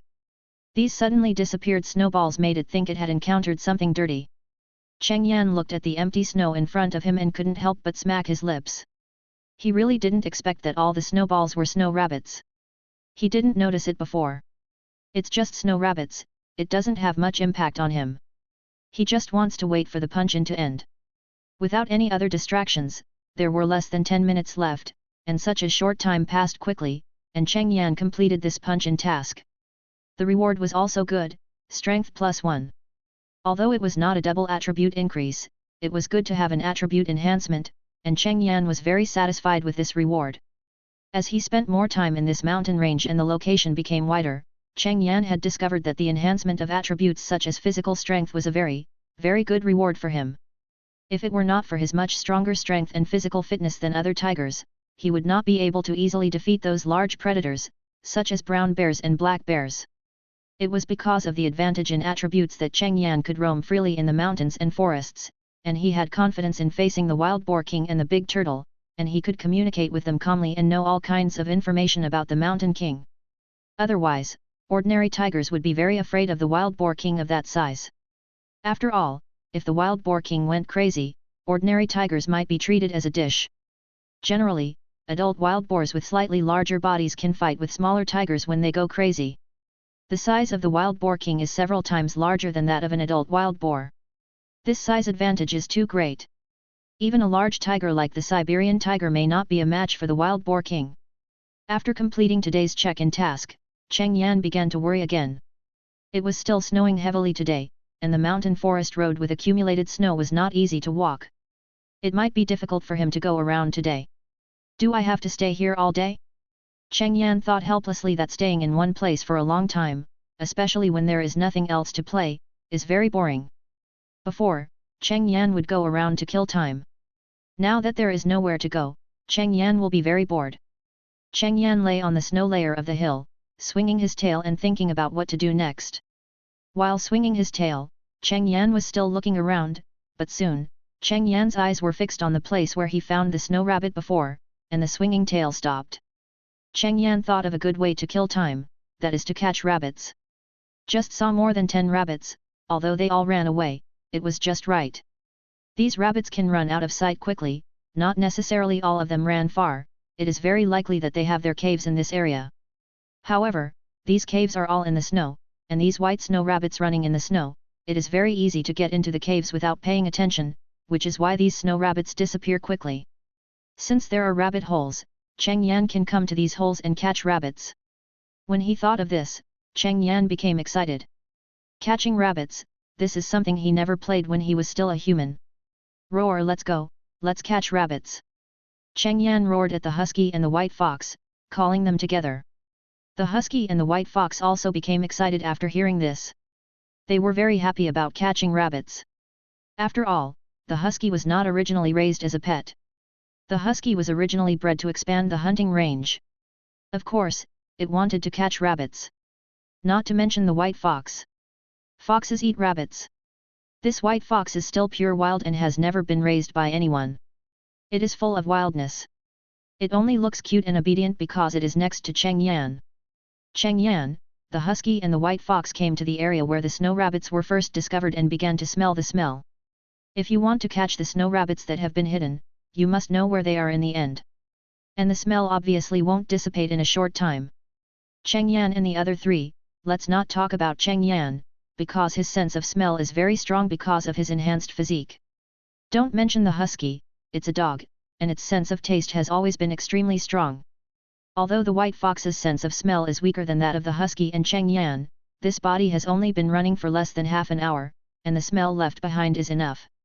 After arriving here, the three of them began to sniff, and then began to track all the way according to the smell. Cheng Yan himself followed the smell of a snow rabbit, and the husky and the white fox also followed one each. The distance between the three was not far, and they were all within their sight. This was also Cheng Yan's permission. Even if something happened, he could respond in time. Soon, Cheng Yan really found a hole in the snow. There was a hole in the not too thick snow layer. Below the empty position, there was a small cave, which was the rabbit hole. However, this rabbit hole is too small, Cheng Yan can't get in, so he can only stay here temporarily. Cheng Yan looked up at the husky and the white fox and found that they were still sniffing for the rabbit hole. Squeak! Cheng Yan was a little surprised when he looked at the white fox. It turned out that the white fox found the rabbit hole before the husky, and the rabbit hole was not too small, so it could still go in. Hearing this, Cheng Yan gave up squatting here and came to the cave on the white fox's side. After Cheng Yan came, the white fox entered and got into the hole. However, just half of the body was in, the white fox made a sound again. Squeak! Hearing the white fox's words, Cheng Yan was a little speechless. The inside became narrower, and it was not easy for the white fox to get in. Even if it barely got in, it might not be easy to get out. Roar, come out! Cheng Yan had to let the white fox come out first, so as not to force it in and get stuck inside. Woof woof! Not long after the white fox came out, there was a sound of barking from the husky.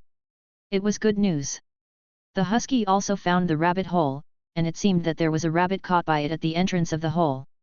Chapter 32. Cheng Yan, who got the news, immediately ran over with the white fox. The distance was only a few dozen meters, and Cheng Yan and the white fox only took a few seconds to run. When Cheng Yan and the others arrived, they saw the husky holding a snow rabbit with its two front paws. The snow rabbit looked quite fat and was struggling constantly, but after all, it was facing a medium-sized husky, so its struggle obviously didn't have much effect. The snow rabbit struggled frantically, but when Cheng Yan and the white fox came over, the snow rabbit stopped struggling, just looked at Cheng Yan in despair, and also looked at the husky in confusion. It never thought that after the dog caught it, it actually called a tiger. It couldn't figure out how the dog got together with the tiger.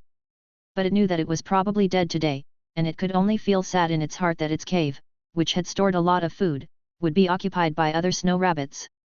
The snow rabbit looked at the approaching claws and didn't move.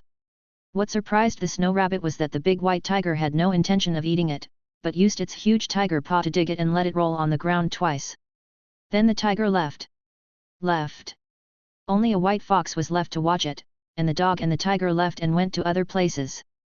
The snow rabbit, which was originally full of despair, suddenly found that it seemed to still have hope.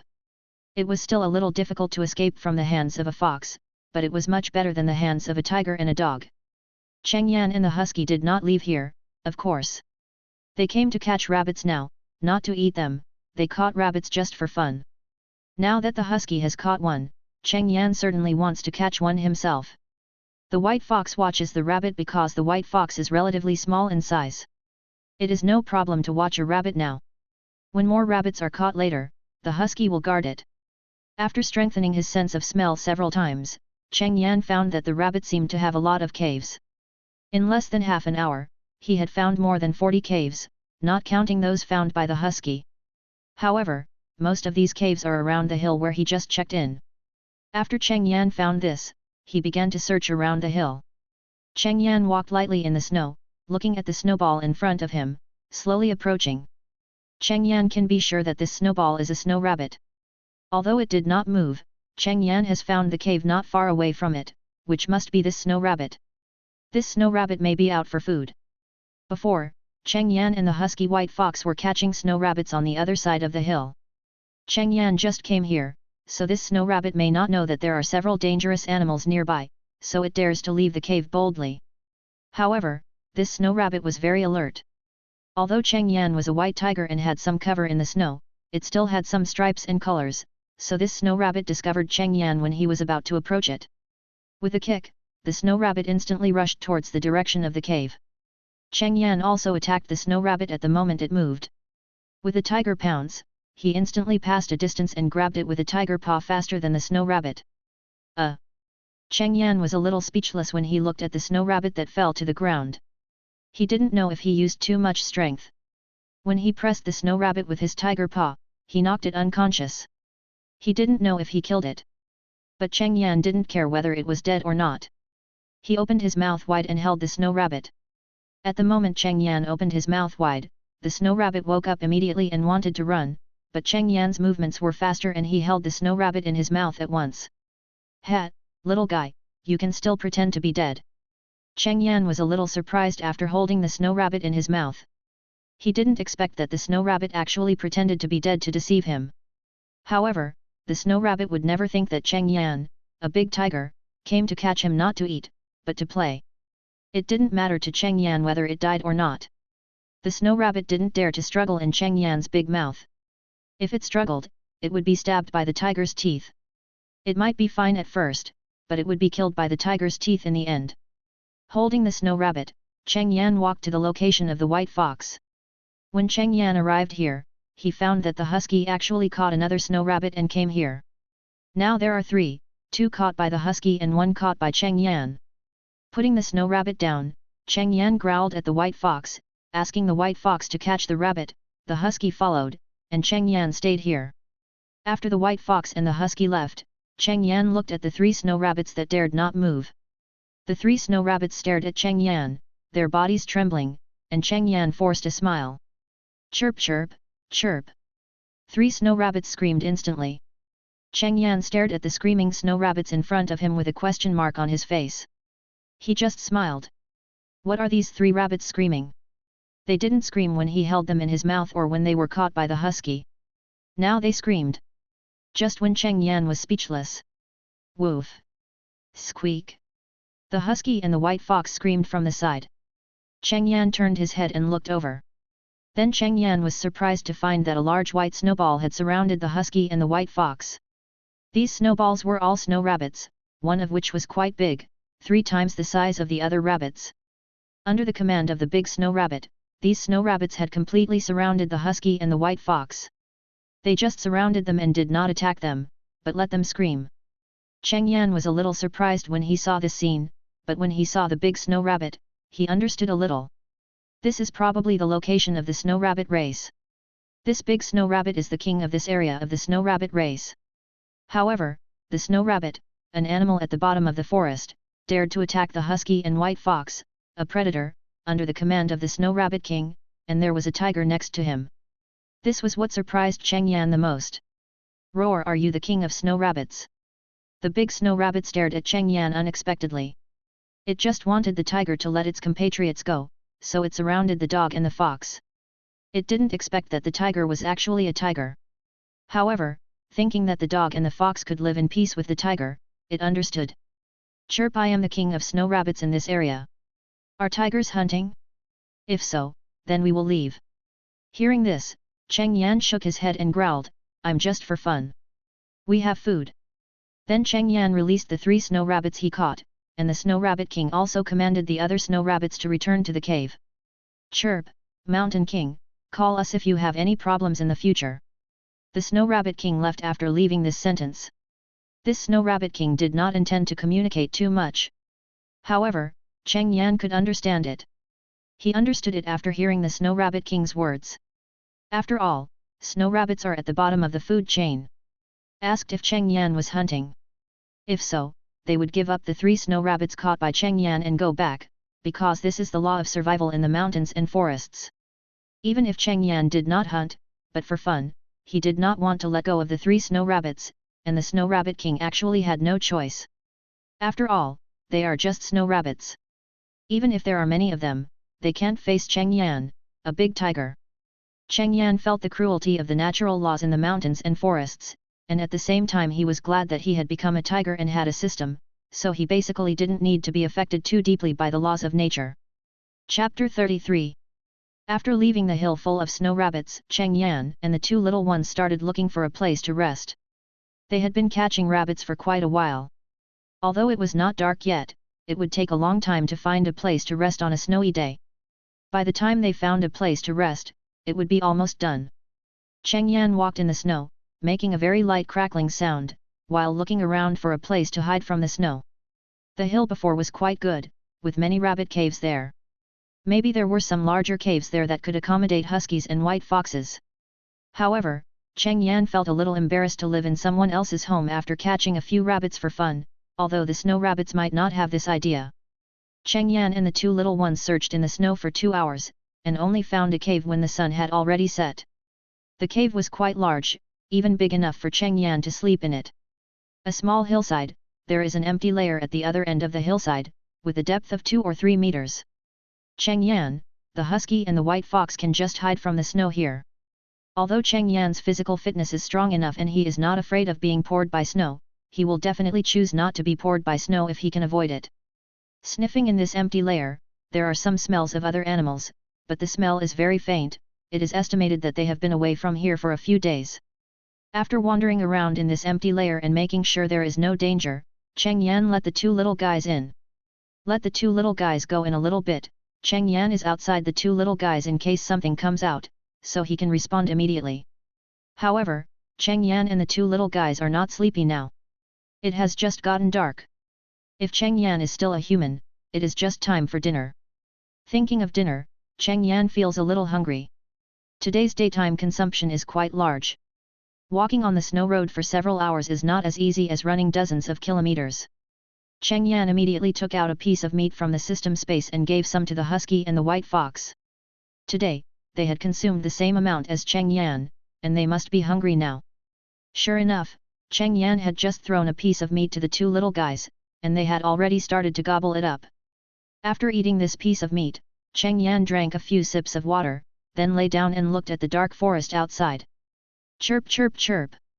Cheng Yan was awakened by a burst of bird calls. After he had eaten last night, he fell asleep unconsciously while looking at the scenery outside. He slept very soundly and did not wake up in the middle. Until now, he was awakened by a few fat chirps. Cheng Yan looked up at the fat chirps on the trees outside and was a little speechless. He did not find any fat chirps on these trees last night. The fat chirping birds that woke Cheng Yan up were the long-tailed tits that Cheng Yan had seen before. At this time, these fat chirping birds were snow white and round, and they were chirping about something. Cheng Yan opened the language of all things and prepared to listen to what they said quietly. Chirp, why does this tiger live with a dog and a fox? Do they have any relationship? Chirp, I see that the tiger and the dog are both male, and I can't tell whether this fox is male or female. They are so different in size, even if there is a relationship, what can happen? Chirp, the relationship I'm talking about is not this relationship, but another relationship. Chirp, what is the other relationship? Cheng Yan listened to the conversation of these birds with a black line, and stared at the fat chirping birds on the branches with a bad look. This tiger is staring at us. Will he hear what we say? What are you afraid of? This tiger doesn't understand what we say. At most, he thinks we disturbed his sleep. His eyes are so scary. Let's go. A few fat chirps looked at the fierce-looking big white tiger and flew away. After watching these fat chirps fly away, Cheng Yan retracted his sight. He didn't expect that he could still hear a few fat chirps gossiping. It seems that the animal world is not as he thought, that only animals survive. Ordinary animal wisdom is also good. He took a look at the system and found that today's punch-in task has not been refreshed. It was still dark at this time. Cheng Yan didn't know the exact time, but he guessed it should be around 4 or 5 in the morning. He stretched his butt and felt a little hungry. Cheng Yan took out a piece of meat and prepared to start eating today's breakfast. He didn't call the two little guys, and there was no need to call them. When the smell of meat was emitted, they would naturally wake up. Cheng Yan ate beef with big mouthfuls. They were almost done eating, and were surprised to find that the two little guys hadn't woken up. They turned their heads to look at them. The two little guys, the husky and the white fox, seemed to have smelled the meat and were eating something with their mouths open, as if they had dreamed of a piece of meat, and the meat was in their mouths, waiting for them to eat. Cheng Yan looked at them speechlessly, and roared. Don't get up yet! A low roar instantly woke up the two little guys who were dreaming. The two little guys who woke up were still in a daze, looking at Cheng Yan with a dazed look. Cheng Yan didn't say anything, and threw a piece of meat directly over. The two little guys woke up instantly. They had been dreaming about eating meat before, but now this piece of meat was real. The two little guys were hungry, so they started eating immediately. After eating and drinking, Cheng Yan didn't leave here. It was still snowing outside, and it had been snowing for 2 days in a row. Now it was even harder to go out. Lying in the empty lair, Cheng Yan was thinking about where the punch-in task might be this time. He had already discovered that the punch-in points given by the system seemed to be somewhat different. Compared with ordinary places, these punch-in points seemed to have some different animals or other things. However, Cheng Yan thought about the locations of the previous punch-in tasks. In the past 3 months, he seemed to have rarely encountered anything special at the check-in locations. Was it before, but because he didn't know the language of all things at that time, he ignored it? Or was it something else? Cheng Yan's mind was full of questions. He wanted to ask the system, but the system never answered his questions, so Cheng Yan gave up. While Cheng Yan was thinking, time passed quickly. After today's punch-in task was refreshed, Cheng Yan immediately checked the task. Today's punch-in location was a bit far away, a full 8 kilometers away. It was a snowy day. It had been snowing for 2 days. The snow layer could be said to be very thick, even piled up to 40 to 50 centimeters of snow. Walking 8 kilometers in the mountains and forests in this weather was not an easy task. Chapter 34. Cheng Yan walked in the snow with the husky and the white fox for 3 hours, but he didn't even reach 3 kilometers. This speed can be said to be very slow, but there is no way. The snow has been falling for 2 days without interruption, and the snow is falling heavily. The snow layer has accumulated to a very thick layer. The husky and the white fox are relatively better. They walk on the snow layer. Although their legs will sink into the snow layer a little, they don't sink deeply. The weight of these two little guys is relatively so, and such a thick snow layer can still support their walking. But Cheng Yan is different. Although Cheng Yan is similar in size to other Siberian tigers, his weight is much heavier than them. At this time, Cheng Yan's weight has reached 600 to 700 kilograms. With such a heavy weight, walking on the snow layer, one foot will sink into the snow layer immediately. This makes Cheng Yan walk very hard. After walking a little further, Cheng Yan exhaled. They had been on the road for 4 hours. Walking in the snow consumed too much energy. Cheng Yan felt hungry. Cheng Yan looked around and saw a big stone.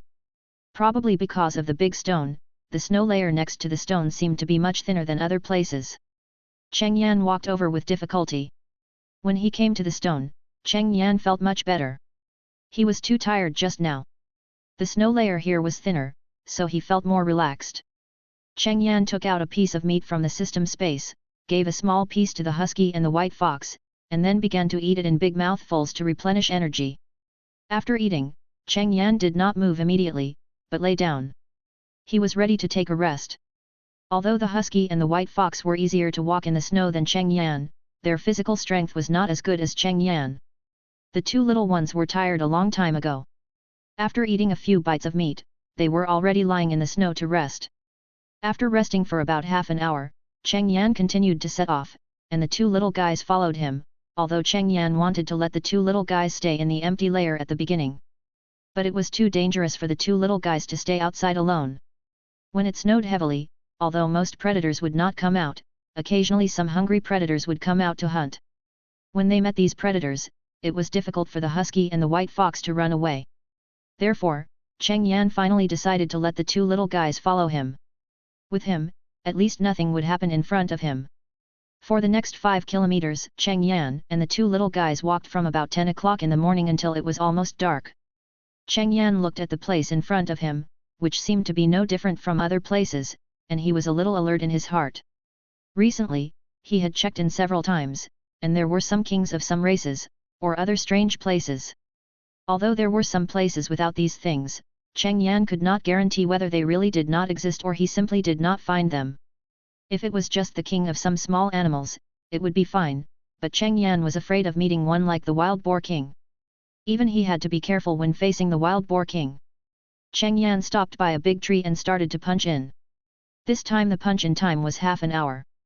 Cheng Yan looked at the sky and the countdown, and felt a little headache. At this time, the gloomy sky had become darker.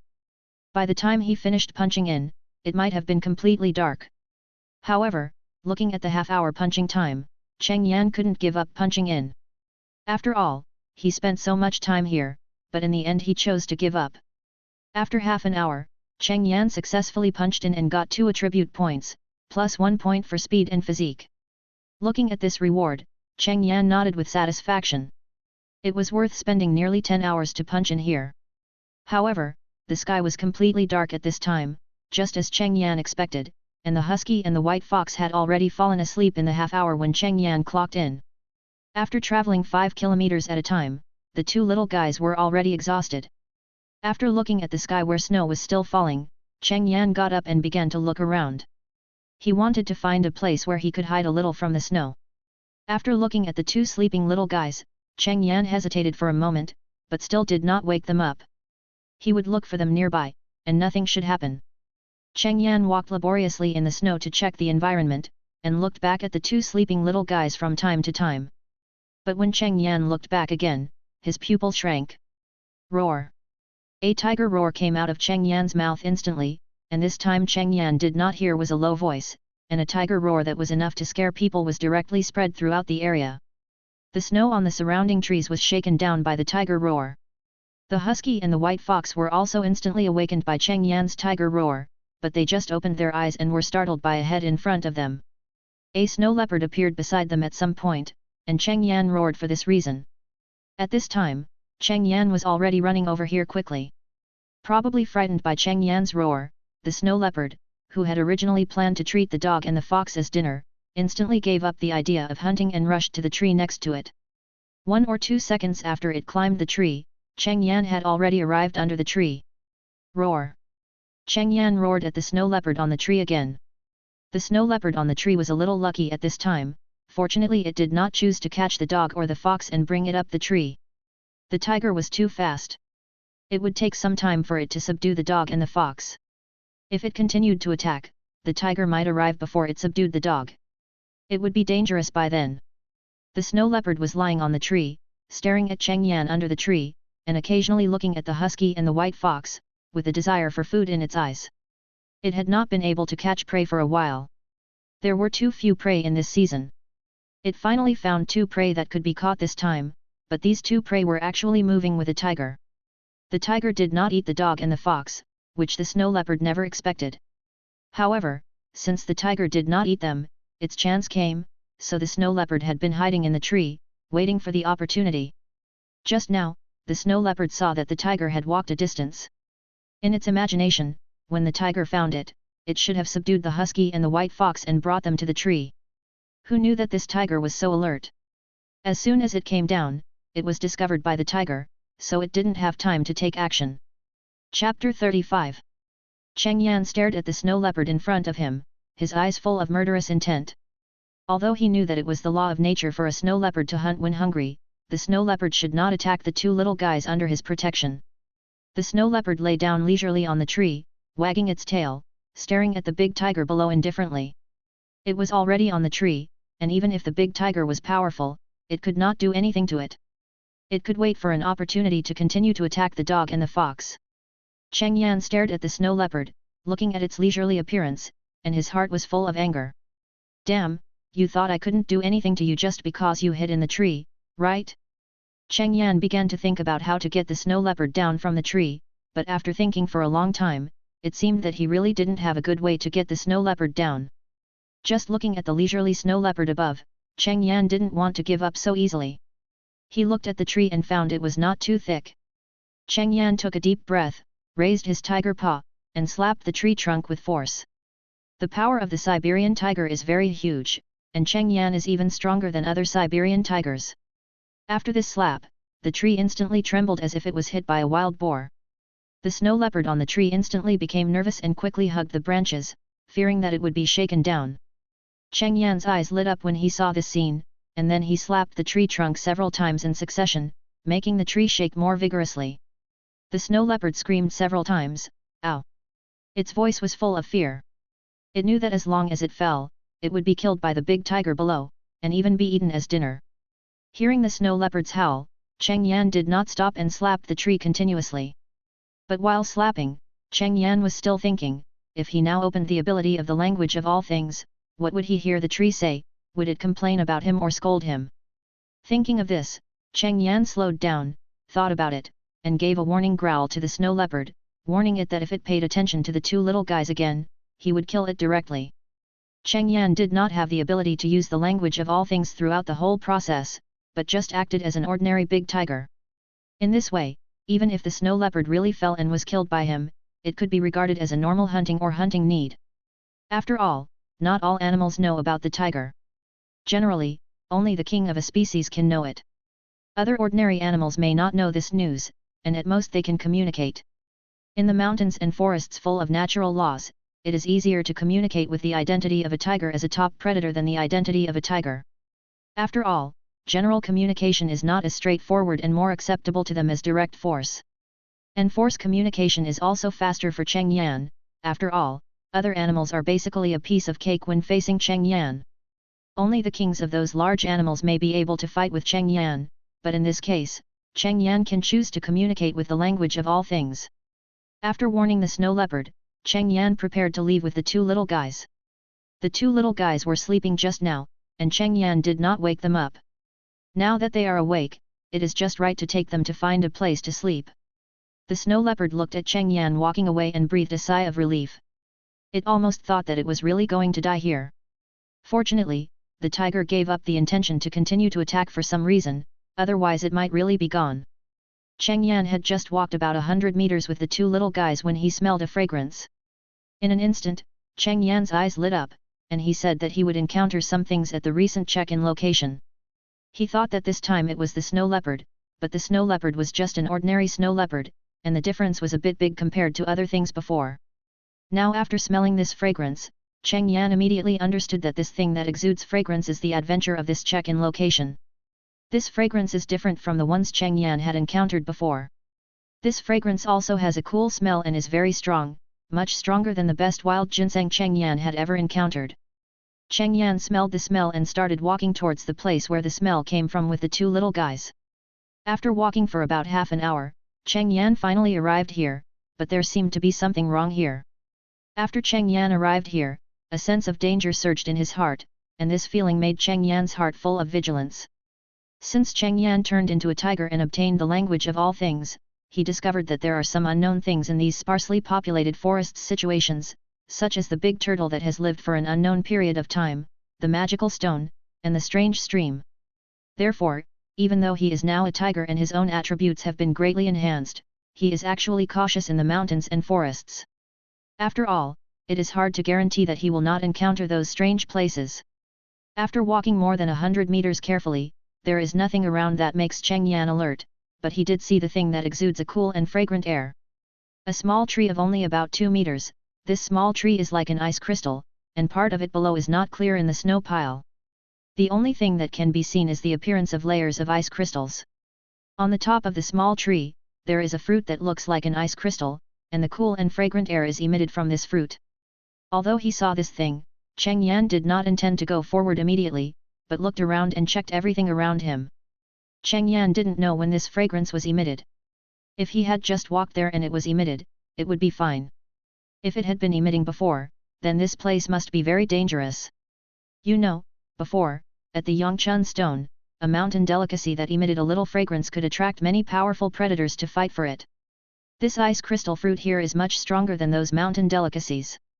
This fragrance will definitely attract many powerful animals to come here.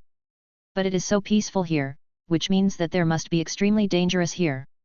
Cheng Yan searched for a long time but didn't find anything worth noting. After thinking about it, Cheng Yan was alert to the surroundings and moved his feet carefully, and began to move towards the ice crystal tree. Cheng Yan walked all the way to the ice crystal tree and didn't encounter any accidents. Cheng Yan himself was very surprised. Did he guess wrong? Chirp. A threatening voice sounded, and Cheng Yan turned his head and looked at the place where the voice came from. A small white ball was flying towards Cheng Yan rapidly. Chapter 36. This white ball was extremely fast. In the blink of an eye, it flew from a distance to Cheng Yan, and without paying any attention to the threat of Cheng Yan, the big tiger, it directly hit Cheng Yan with its small round body. Cheng Yan was still a little confused when he fell to the ground. He recognized this white ball. It was the fat chirping bird, the long-tailed tit, which he had seen many times before. But he never expected that this long-tailed tit could actually knock him to the ground directly. The weight of the long-tailed tit is only a few dozen grams. Even if this one is much larger than other fat chirping birds, Cheng Yan weighs hundreds of kilograms. The difference is not just a few hundred times, but thousands of times. It can still be knocked down by such a small fat chirping bird. This was completely beyond Cheng Yan's expectations. And after knocking Cheng Yan down, this fat chirping bird flew up at a very fast speed, as if it was going to hit Cheng Yan a second time. Cheng Yan quickly climbed up. When he was hit by the fat chirp, it was like being hit by a wild boar. The place where he was hit was a little painful. Seeing that the fat chirp, which was one size bigger, was about to hit him again, Cheng Yan jumped quickly and dodged the attack, but what Cheng Yan didn't expect was that the fat chirp, which was one size bigger, had adjusted its direction before hitting Cheng Yan, turned a corner in an instant, and hit him again. At this time, Cheng Yan was still jumping in the air and had no way to continue dodging. Bang! Cheng Yan, who was still in the air, was instantly hit and flew 2 or 3 meters away. Cheng Yan shook his head. He felt a little stunned after being hit twice in a row. Feeling the pain in two places, Cheng Yan looked at the fat chirp in silence. No wonder, he said, why there were no other large animals here to compete for this. It turned out that there was this fat chirp. Although this fat chirp is powerful, its attack power is still much weaker in comparison. How can a fat chirp defend this place, especially this fat chirp is just a long-tailed tit? If it encounters a professional hunter like a bobcat or a lynx, it will be very difficult to defend it. Chirp. This fat chirp, which is one size bigger, may be annoyed when it sees that the big tiger that was hit by it twice is still fine, and it shouted several times in succession. Chirp. Chirp. Cheng Yan was a little confused at first. He didn't have the language of all things and thought that this fat chirp was going to continue to attack. As a result, he didn't wait for the attack, but waited for the call of fat chirps from other places. But in just a few seconds, 5 fat chirps that were also one size bigger flew over, and flew in the air with the previous fat chirp, staring at Cheng Yan. Cheng Yan looked at the 6 fat chirps circling above his head, and couldn't help swallowing his saliva. Just now, he was confident that he could withstand the attack of one fat chirp and pick the fruit. But now there are 6 of them. One fat chirp can knock him to the ground. If these 6 fat chirps come together, they will knock him down so hard that he can't even get up. And the 6 fat chirps keep attacking. Even if his body is much stronger than other Siberian tigers, he can't stand it. Cheng Yan is ready to retreat first. Cheng Yan lowers his body and slowly retreats, staring at the flying fat chirps, ready to turn around and run at any time.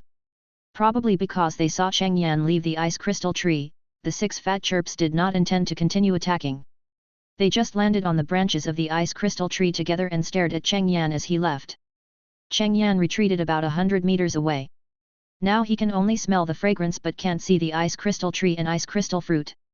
After arriving here, Cheng Yan slowly exhaled a breath. He now knew why no other large beasts came here to fight for the ice crystal fruit. These 6 fat chirps were too powerful. If 6 of them came together, even a brown bear would probably be hit and have a concussion. And these were 6 fat chirps. Who knows how many more fat chirps could be summoned over there? If there were dozens of them, Cheng Yan estimated that this group of fat chirps might be able to walk sideways in this mountain forest. However, although there were 6 powerful fat chirps at this time, Cheng Yan didn't want to give up. The ice crystal fruit was a good thing at first glance, and it had a cool and refreshing fragrance that was very attractive to Cheng Yan. Cheng Yan walked on the snow and thought about how to get the ice crystal fruit. After thinking for a long time, he didn't know how to do it. If he fought head-on, the 6 fat chirps could keep him from getting up. After turning around, Cheng Yan saw the husky and white fox that had been following him. Especially when he saw the white fox, Cheng Yan's eyes lit up. If you can't fight head-on, then go for something else. The white fox now has snow-white fur. It's hard to find it on the snow if you don't pay attention. Now, if he led away those fat chirps, the white fox would sneak over, pick the fruit and run away. Maybe it would work. After all, the white fox's fur is very suitable for hiding in the snow, and there is also a thick layer of snow under the ice crystal tree, just right for sneaking over. Roar! Cheng Yan roared in a low voice and told the white fox his idea. After hearing Cheng Yan's words, the white fox did not object and agreed immediately. The white fox and the husky were very greedy for the ice crystal fruit. They could also smell the fragrance and wanted to eat those rare mountain treasures. But they were too weak and didn't even have the qualifications to join the competition for rare mountain treasures. Cheng Yan had given them some of the matsutake mushrooms before, but the little he ate had already made them greedy. The ice crystal fruit smelled better this time, making them extremely greedy. This time, Cheng Yan alone couldn't pick it. When Cheng Yan retreated just now, they were very regretful and thought they had no chance to eat it. Now they have a chance to pick ice crystal fruit, so of course they won't give up. Cheng Yan asked the white fox to act quietly, and he and the husky waited for a while, and then started to walk towards the ice crystal tree. When they came to the place where they could see the ice crystal tree, Cheng Yan asked the husky to stop. He had to go over and lure out a few fat chirps first, otherwise the white fox would not be able to pick the ice crystal fruit with the fat chirps guarding. When Cheng Yan was about to approach the ice crystal tree, 6 fat chirps had already discovered Cheng Yan, and the 6 fat chirps immediately flew up and chirped at Cheng Yan. It seemed to warn Cheng Yan not to get close, otherwise they would attack. However, Cheng Yan ignored the warning of the fat chirps and continued to approach the ice crystal tree, just looking up at them. Seeing that Cheng Yan actually ignored their warning, the 6 fat chirps were unhappy. Chirp! The 6 fat chirps rushed towards Cheng Yan at the same time. Chapter 37. Cheng Yan stared at the fat chirps intently, and turned around and ran when they rushed over collectively. He looked back while running.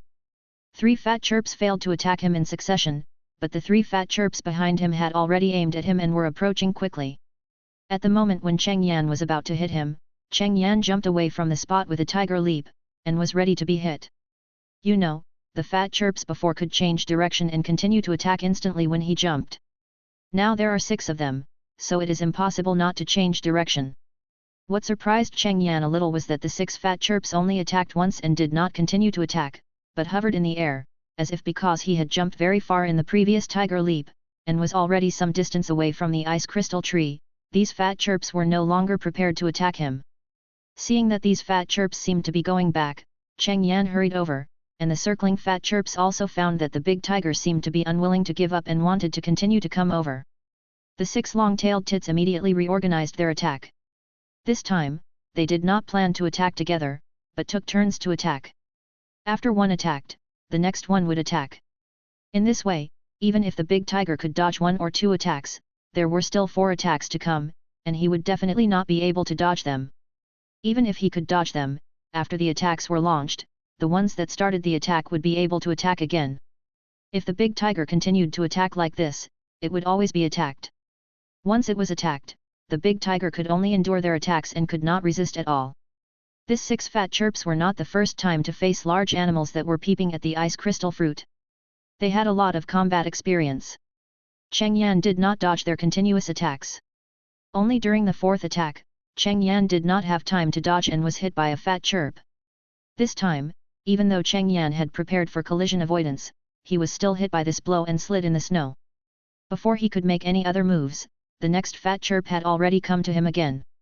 Cheng Yan had no time to dodge, so he raised his palm and slapped the fat chirp.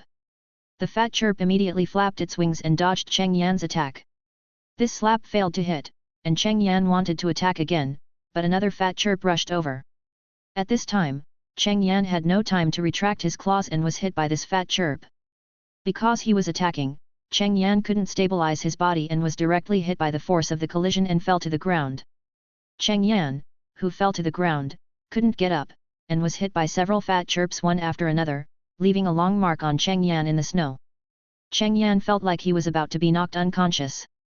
After being knocked 7 or 8 times in a row, he felt that he could not stand up. Cheng Yan could only pray that the white fox could seize this opportunity. It was not until Cheng Yan was knocked away from the ice crystal tree that the fat chirps let him go and did not continue to attack him. However, they did not go back, but hovered in the air and looked at Cheng Yan. If the big tiger wanted to go over, they would attack again. These fat chirps were also surprised by the physical strength of the big tiger. Even if a brown bear came here before, it was knocked here by them, but the big tiger seemed to be fine. After these fat chirps stopped attacking, Cheng Yan did not get up immediately. He was completely confused at this time and did not know what he was doing. Cheng Yan felt a little dizzy and everything he saw was blurry. This state lasted for nearly a minute.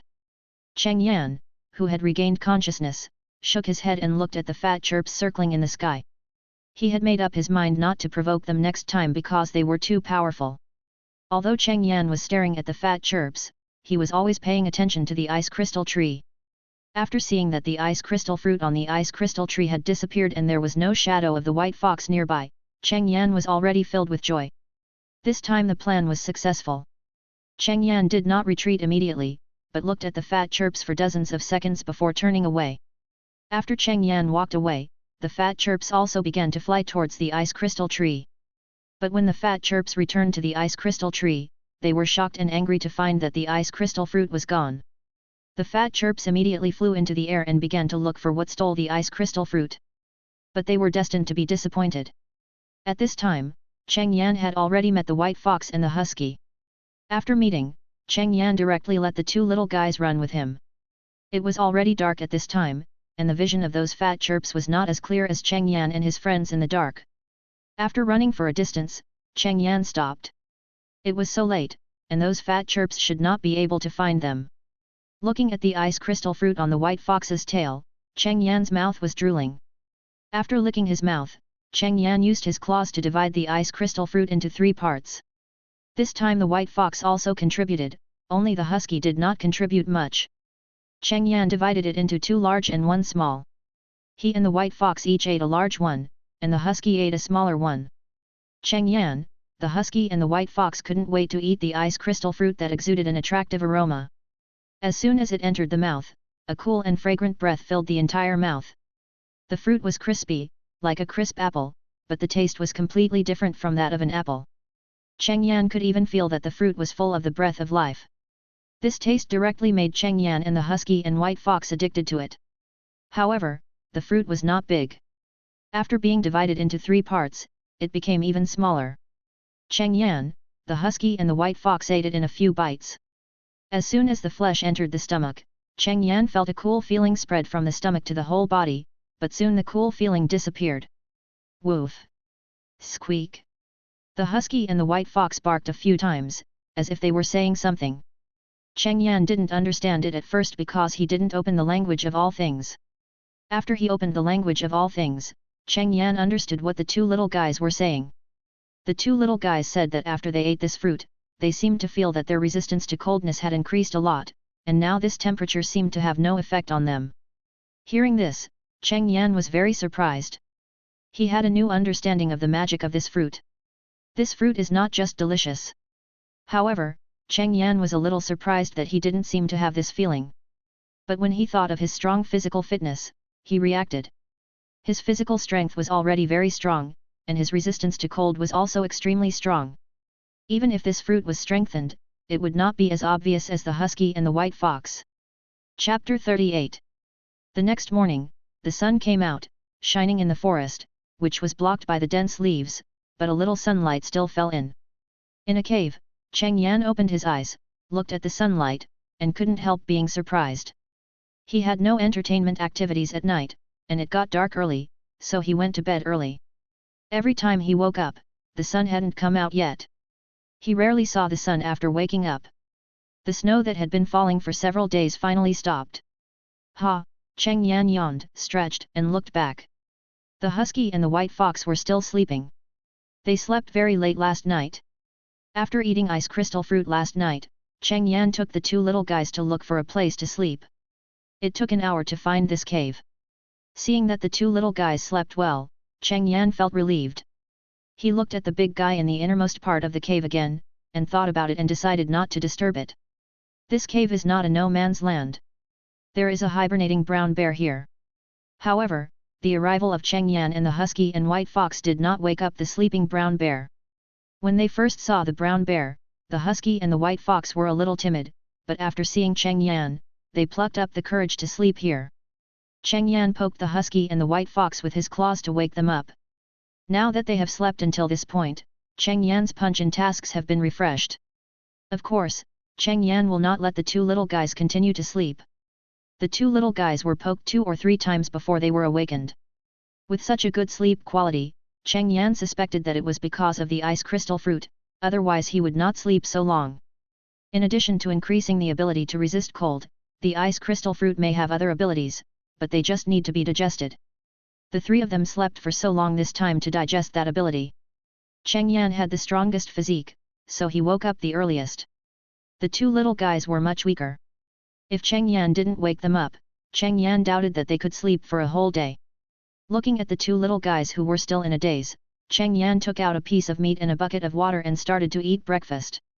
After smelling the aroma of meat, the 2 little guys immediately became more energetic and ran to Cheng Yan to ask for food. After Cheng Yan and the husky white fox had eaten and drunk enough, they left the cave.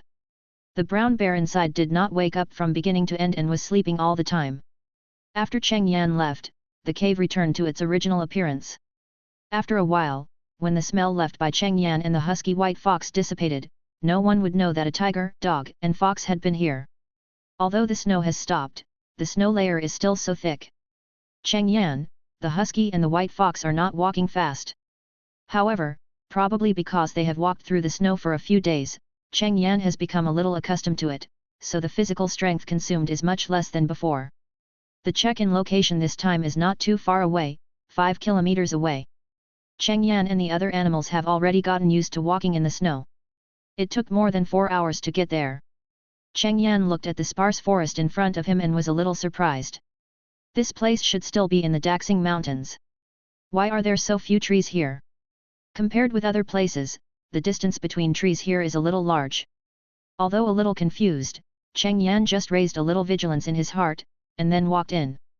His check-in location today is in this forest, and he will not easily give up every check-in opportunity. After entering the forest with the two little guys, Cheng Yan felt that he smelled a smell, not those mountain delicacies with a fresh scent, but the smell of predators. The strong smell spread throughout the forest. Cheng Yan walked carefully in the woods, scanning various areas in the forest. Although he was an adult Siberian tiger, and was more powerful than other Siberian tigers, he was the top predator in the forest. Even in the predator's territory, there was generally no one stronger than Cheng Yan. But Cheng Yan would not relax his vigilance. There were strange places everywhere in the forest. Even the Siberian tiger was not invincible and could be hurt by other predators. After scanning for a long time, Cheng Yan did not find any abnormalities. Until Cheng Yan came to the punch-in location, nothing happened. Looking at the punch-in countdown, it would take half an hour to punch in.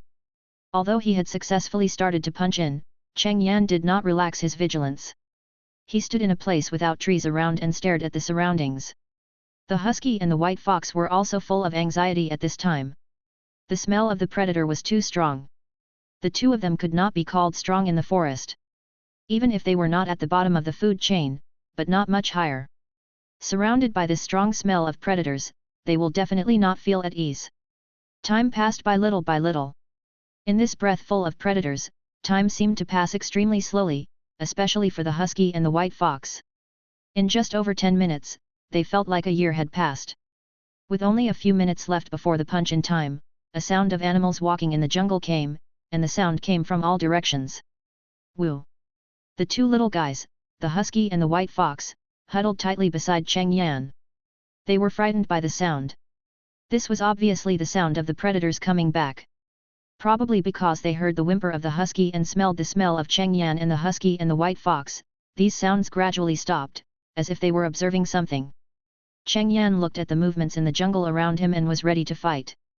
These predators had obviously discovered his existence. But after discovering him, they dared to stay here and not run away, which means that these predators have extremely strong courage and confidence, and even think that they can fight a Siberian tiger. At this time, Cheng Yan kept thinking about what these predators are. Living in the Daxing Mountains, it is still winter now, and they live in groups. There are not many types of these predators who have the courage to fight tigers. Awoo! At this time, a roar came from not far away, and the predators that were surrounding Cheng Yan retreated all of a sudden, as if they were commanded to leave by this sound. Cheng Yan immediately reacted when he heard the roar. This is the sound of a wolf. Only a group of wolves would have the courage to attack a tiger. The one who made the roar was obviously the wolf king of this wolf pack. Sure enough, after Cheng Yan confirmed that this was a wolf pack, not long after, a large wolf appeared in Cheng Yan's sight. Chapter 39. With the appearance of this wolf, wolves all around walked out of the jungle and revealed their bodies. It was the appearance of these wolves that made Cheng Yan see how big the wolf that appeared at the beginning was. It was 2 or 3 times larger than the other wolves. It can even be said that it is the size of an ordinary brown bear. Except that it is not as round as a brown bear, this wolf is already very huge. Cheng Yan looked at the wolf in front of him and guessed that this should be the wolf king, and it should be the wolf king of all wolves in this area, the same race king as the wild boar king. Because from the several animals Cheng Yan found, only the king of this race can be so much larger than other species. Otherwise, the general wolf king is at most stronger than the same species, but not to this extent. After taking a look, there are still 3 minutes before the end of the check-in. Cheng Yan decided to stabilize these wolves first. Since the wolf king came out and these wolves did not launch an attack, it proved that this wolf pack should not be prepared to attack Cheng Yan. Aha! But Cheng Yan guessed wrong.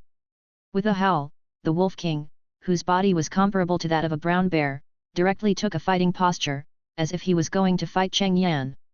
The surrounding wolves also roared, but they did not take a fighting posture, as if they wanted to watch the fight between the wolf king and Cheng Yan, the Siberian tiger. Roar, wolf king! Are you going to fight? Cheng Yan let out a low roar, and he had already opened the language of all things. The Wolf King, who was in a fighting posture, was obviously stunned when he heard Cheng Yan's low roar, "Tiger!" The Wolf King stared at the Siberian tiger in front of him.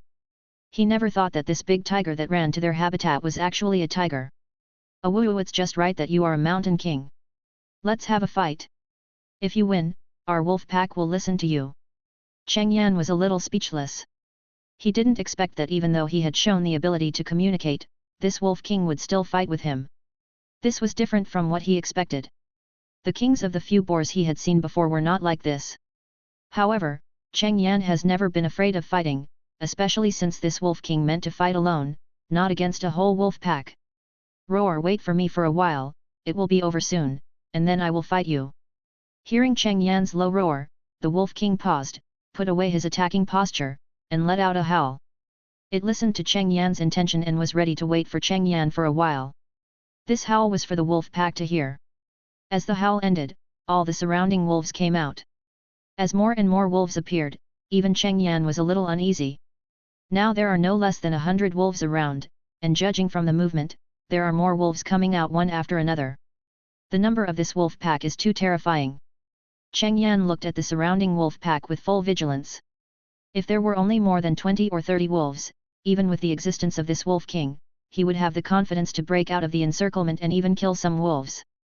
But now there are too many wolves.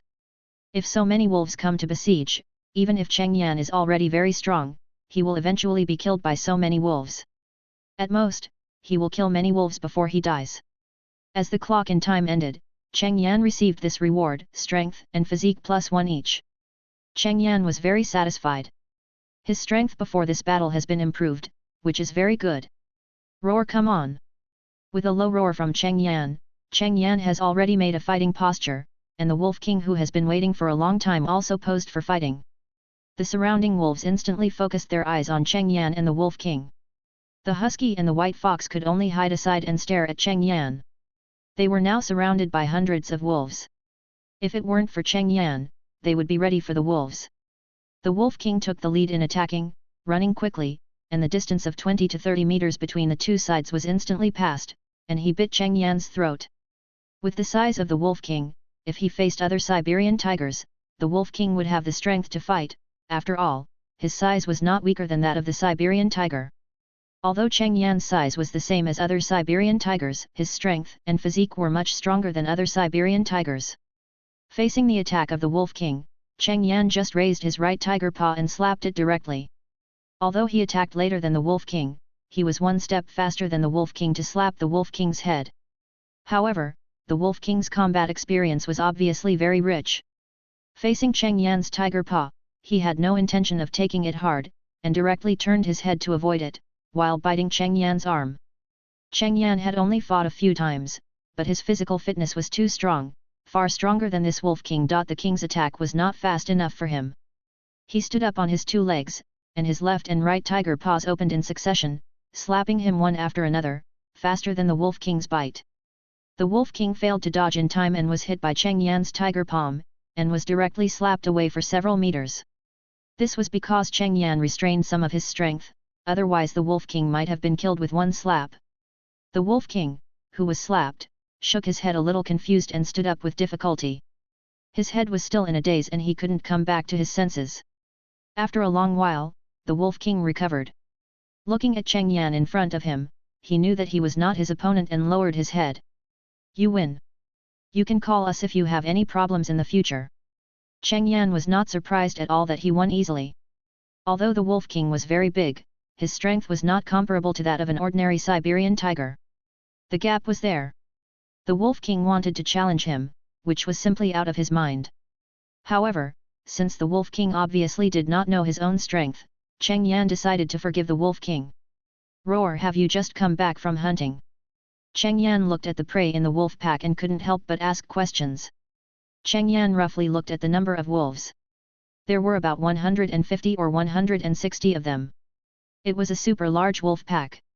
They hunted collectively, and the number of prey they caught was of course extremely amazing. Cheng Yan saw no less than 10 adult wild boars, and other animals, such as silly roe deer and some rabbits. "Woo, yes, we just finished hunting. This is our habitat. We were about to come back when we found the smell of other animals.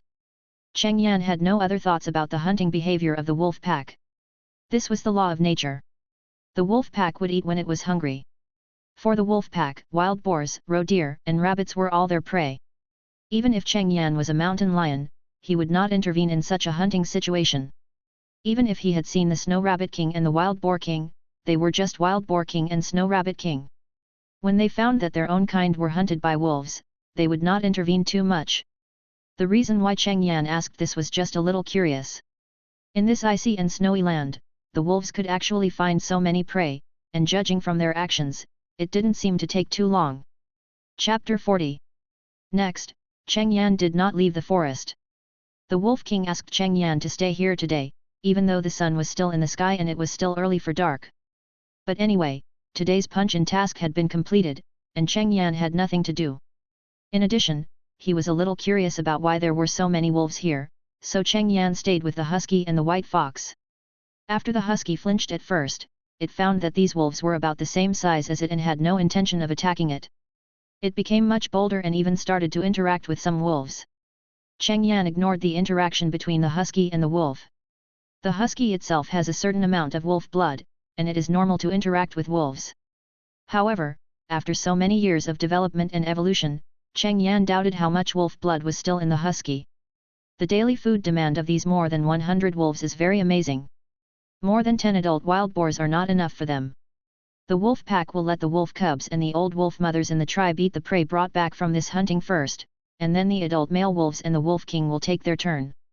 If these foods are not enough, the wolf king will lead the wolf pack to hunt again. As for the wolf cubs and the mother wolf, they are not in the wolf pack, nor in this forest. Although this forest is the habitat of the wolf pack, the wolf cubs and the mother wolf usually live in a place where they can shelter from the wind and rain. The mother wolf and the wolf cubs live in a cave not far from here. Usually, the mother wolf and the wolf cubs will stay in this forest. If the wolf pack goes out to hunt, the mother wolf will take the wolf cubs to the cave. Cheng Yan curiously followed and took a look.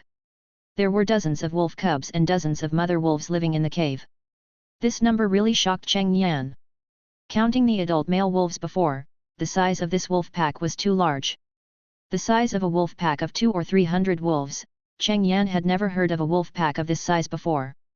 At this time, the little wolf and the mother wolf were eating the prey brought back by the wolf pack. Although the little wolf cubs seemed not big, only a few months old, they were also in the period of growing up, and they ate a lot. When the wolf cubs were eating, they also saw Cheng Yan. Some of the wolf cubs were not afraid of Cheng Yan because they didn't know if they were too small. Some of them didn't even continue to eat, but approached Cheng Yan to see what Cheng Yan was. However, they were all stopped by the mother wolf. The mother wolf directly slapped the noisy little wolf cubs to the ground, not allowing them to come over. The little wolf cubs didn't know it, but they knew it, a tiger. A white tiger. If the wolf king hadn't been next to this tiger, these mother wolves would have been ready to fight to the death, and they would have to protect these little wolf cubs at the cost of their lives. Woo! The attention of these female wolves was all on Cheng Yan, and the husky and the white fox who came with Cheng Yan were basically ignored. What Cheng Yan didn't expect was that the husky had actually started eating the prey brought back by the wolf pack with a few wolf cubs. The woohoo sound was the sound made by the wolf cubs and the husky eating prey together. Cheng Yan looked at the husky working hard and his forehead was black. This husky was already an adult husky. Although the size of this husky didn't look too big, an adult husky was only a little smaller than an adult wolf. Those wolf cubs who were only a few months old looked half the size of the husky. This husky actually had the nerve to snatch food from those wolf cubs. Not only the husky, but the white fox also secretly nibbled several bites of meat on the side. Cheng Yan looked at the husky and the white fox in silence. They had already eaten in the morning. Although they had been traveling for a while and consumed a lot, they would not compete with the wolf cubs for food. Especially these prey may not be enough for the wolf pack to eat. Cheng Yan looked at the prey in front of him and thought about the hundreds of adult male wolves outside. He was worried about the number of these prey. Don't look at the size of more than 10 wild boars and some roe deer. But facing the number of 200 or 300 wolves, these prey are not even enough for the wolf pack to eat. A wolf can eat up to 5 to 10 kilograms of meat per meal. If it is bigger, it can eat more, especially in winter. In winter, there is less food, and the wolf pack will eat more at each meal to ensure their energy consumption. A wild boar is enough for more than 10 or 20 wolves. You should know that not every wild boar can reach a size of hundreds of kilograms. Some wild boars, although they are adults, only weigh a few dozen kilograms. Wild boars of this size are the main targets of wolves. Generally speaking, wolves will not be able to catch wild boars weighing hundreds of kilograms. They would not easily take them as hunting targets. After all, wild boars of that size have strong attack power and are likely to hurt the wolf pack, causing unnecessary losses to the wolf pack. However, in this season, there is little food, and the wolf king will definitely not let go of any prey they find. This time, there are several wild boars weighing hundreds of kilograms among the wild boars they brought back from hunting. But such a small number is definitely not enough for the entire wolf pack to eat. After about half an hour, the cubs and the female wolves were full, and the wolf king ordered other adult male wolves to start eating the prey. The remaining prey only fed less than 100 adult wolves, and the others only ate a few bites of meat. Cheng Yan guessed that the wolf king might continue to lead the wolf pack to hunt. Indeed, as Cheng Yan expected, not long after the wolf pack finished eating the prey, the wolf king howled and called on the wolf pack to gather and prepare for hunting. The wolf king even invited Cheng Yan to go and see the strength of their wolf pack. Cheng Yan certainly did not refuse this invitation. He had never seen a hunting scene of hundreds of wolves. In the past, he had seen a hunting scene of more than 10 or 20 wolves on TV, which was considered a very large scene. This time, it was a hunting scene of hundreds of wolves. Cheng Yan guessed that except for him, no one else in the world would have the opportunity to see the scene. In recent years, due to human development, the habitat of wolves has become less and less. In the Daxing Mountains, only by going deep into the mountains can you have the opportunity to see the traces of wolves. This time, it was a hunting action of hundreds of wolves. Cheng Yan felt excited when he thought about it. You know, wolf hunting is an art, and you can even see that wolves use military tactics when hunting. These wolf packs can use all the techniques of dividing troops and making a feint to the east and attacking in the west. That was only a pack of more than 10 wolves. This time there are hundreds of wolves hunting. I wonder what the scene will be like then.